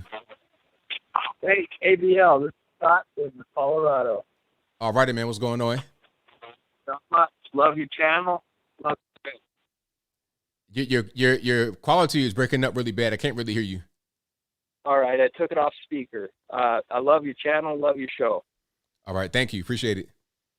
Hey, do you really think that the vaccination is a mark of the beast, or do you think it's a precursor to the mark of the beast? I kind of think it's conditioning us for the mark of the beast myself. Well, not the vaccination. I'm talking about the I would say the chip in the hand would be that could be mark of the beast. Not the vax itself though. Yeah, the chip in the hand could be your right hand or your forehead, correct? If I'm not mistaken, yes. Right. Yeah, I kind of think the vaccination mandates are coming for us all, and I think that it's just conditioning us for the mark of the beast. Myself, but anyway, that was my only point, and also, I'm not a big Broncos fan, but R.I.P. Demarius Thomas. Yeah, R.I.P. DT. R.I.P. Yep. And been watching some content that said he might have gotten the vaccination recently, and that might have been part of the cause. I'm hearing that. Yeah, really unfortunate. But anyway, I'll let it go there. Interesting calls you got tonight, and thanks again for your channel. Thank you for the call. Definitely appreciate you. Yeah, RIP DT. Demaryius Thomas was Denver Broncos wide receiver. He died at age 33 in his house, and I've not really seen a lot of report from the mainstream media about how he died. You know, I didn't hear anything about violence or drugs or anything like that. And I don't even think DT was involved with stuff like that. DT was a kind of like real nice guy, a type guy that would go to the children's hospital, take pictures with kids that were terminal. He was like a squeaky clean, straight edge guy from what I see. I could be wrong, but I don't believe there was any kind of drugs involved, meaning like he was a fiend or nothing like that. So we'll see what happened. If they do an autopsy or if the family gets involved and starts to ask questions, we'll see. So, all right, thank you all for being here. Definitely appreciate you guys. You guys have been the best audience anywhere on the internets. I'll be back live again on Wednesday coming up next week. And, of course, I will most likely be on Brandon Tatum's channel on Thursday of next week. And then I'll be back here live again Saturday. And all throughout the week, Monday through Saturday, I do pre-recorded videos, usually 2 videos. I'm going to try to squeeze in the third one real soon. Y'all just hang tight for that. That'll be on a different channel. So y'all just hang tight. Probably like top of the year, I'll probably start doing that once I just start to crab some more time out. But that'll be a wrap. Shout out to the mods for doing what you do. You guys all know who you are. So thank you for doing that. And shout out to everybody that's been watching, chatting, calling, super chatting, Cash App and PayPal and whatever you do. Thank you. If you bought merch, thank you. If you bought anything from any one of my sponsors, thank you. I thank you. Can't thank you enough. So super chats right here to read. I have some more of those, and then I'll wrap it on up, put the bowl clean on top. So let's get back to where I was. And again, happy birthday to Shreebs, one of the mods, good guy to the channel. Enjoy your day, boss. If you're listening, have fun, man. All right. Thank you to Holly T. Lightwork, who says, I quit my job and moving from LA to another state because I couldn't comply. Well, good for you. Right on. I don't agree with the truth. I don't agree truth the mandates and never will. I voted against them. There you go.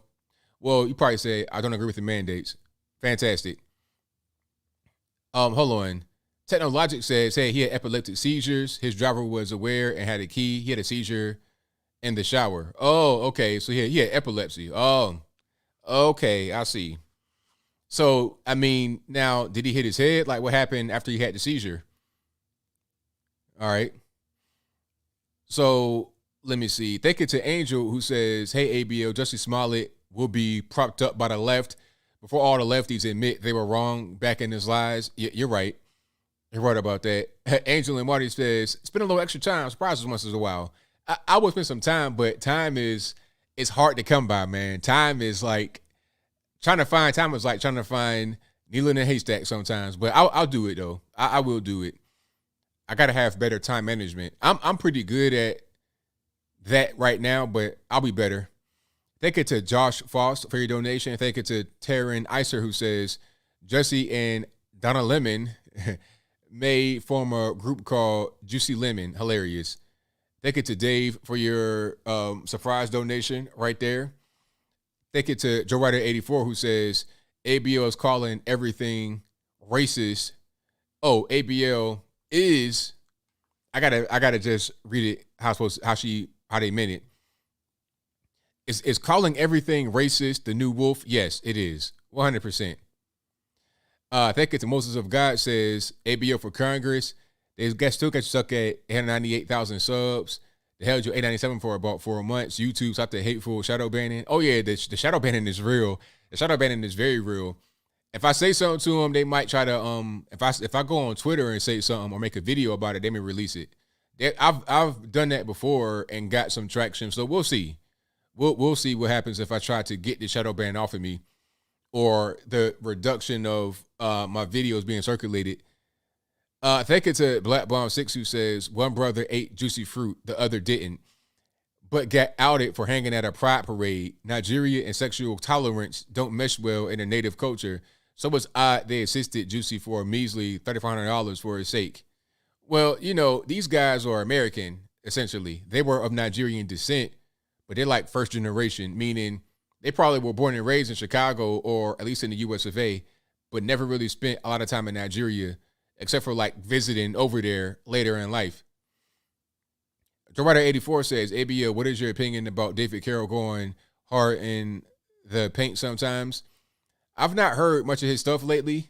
I listened to him like years ago, but I've not heard too much of his stuff lately. And that's nothing against David Carroll, but I try to not listen to guys that talk politics because I want to have a clear mind.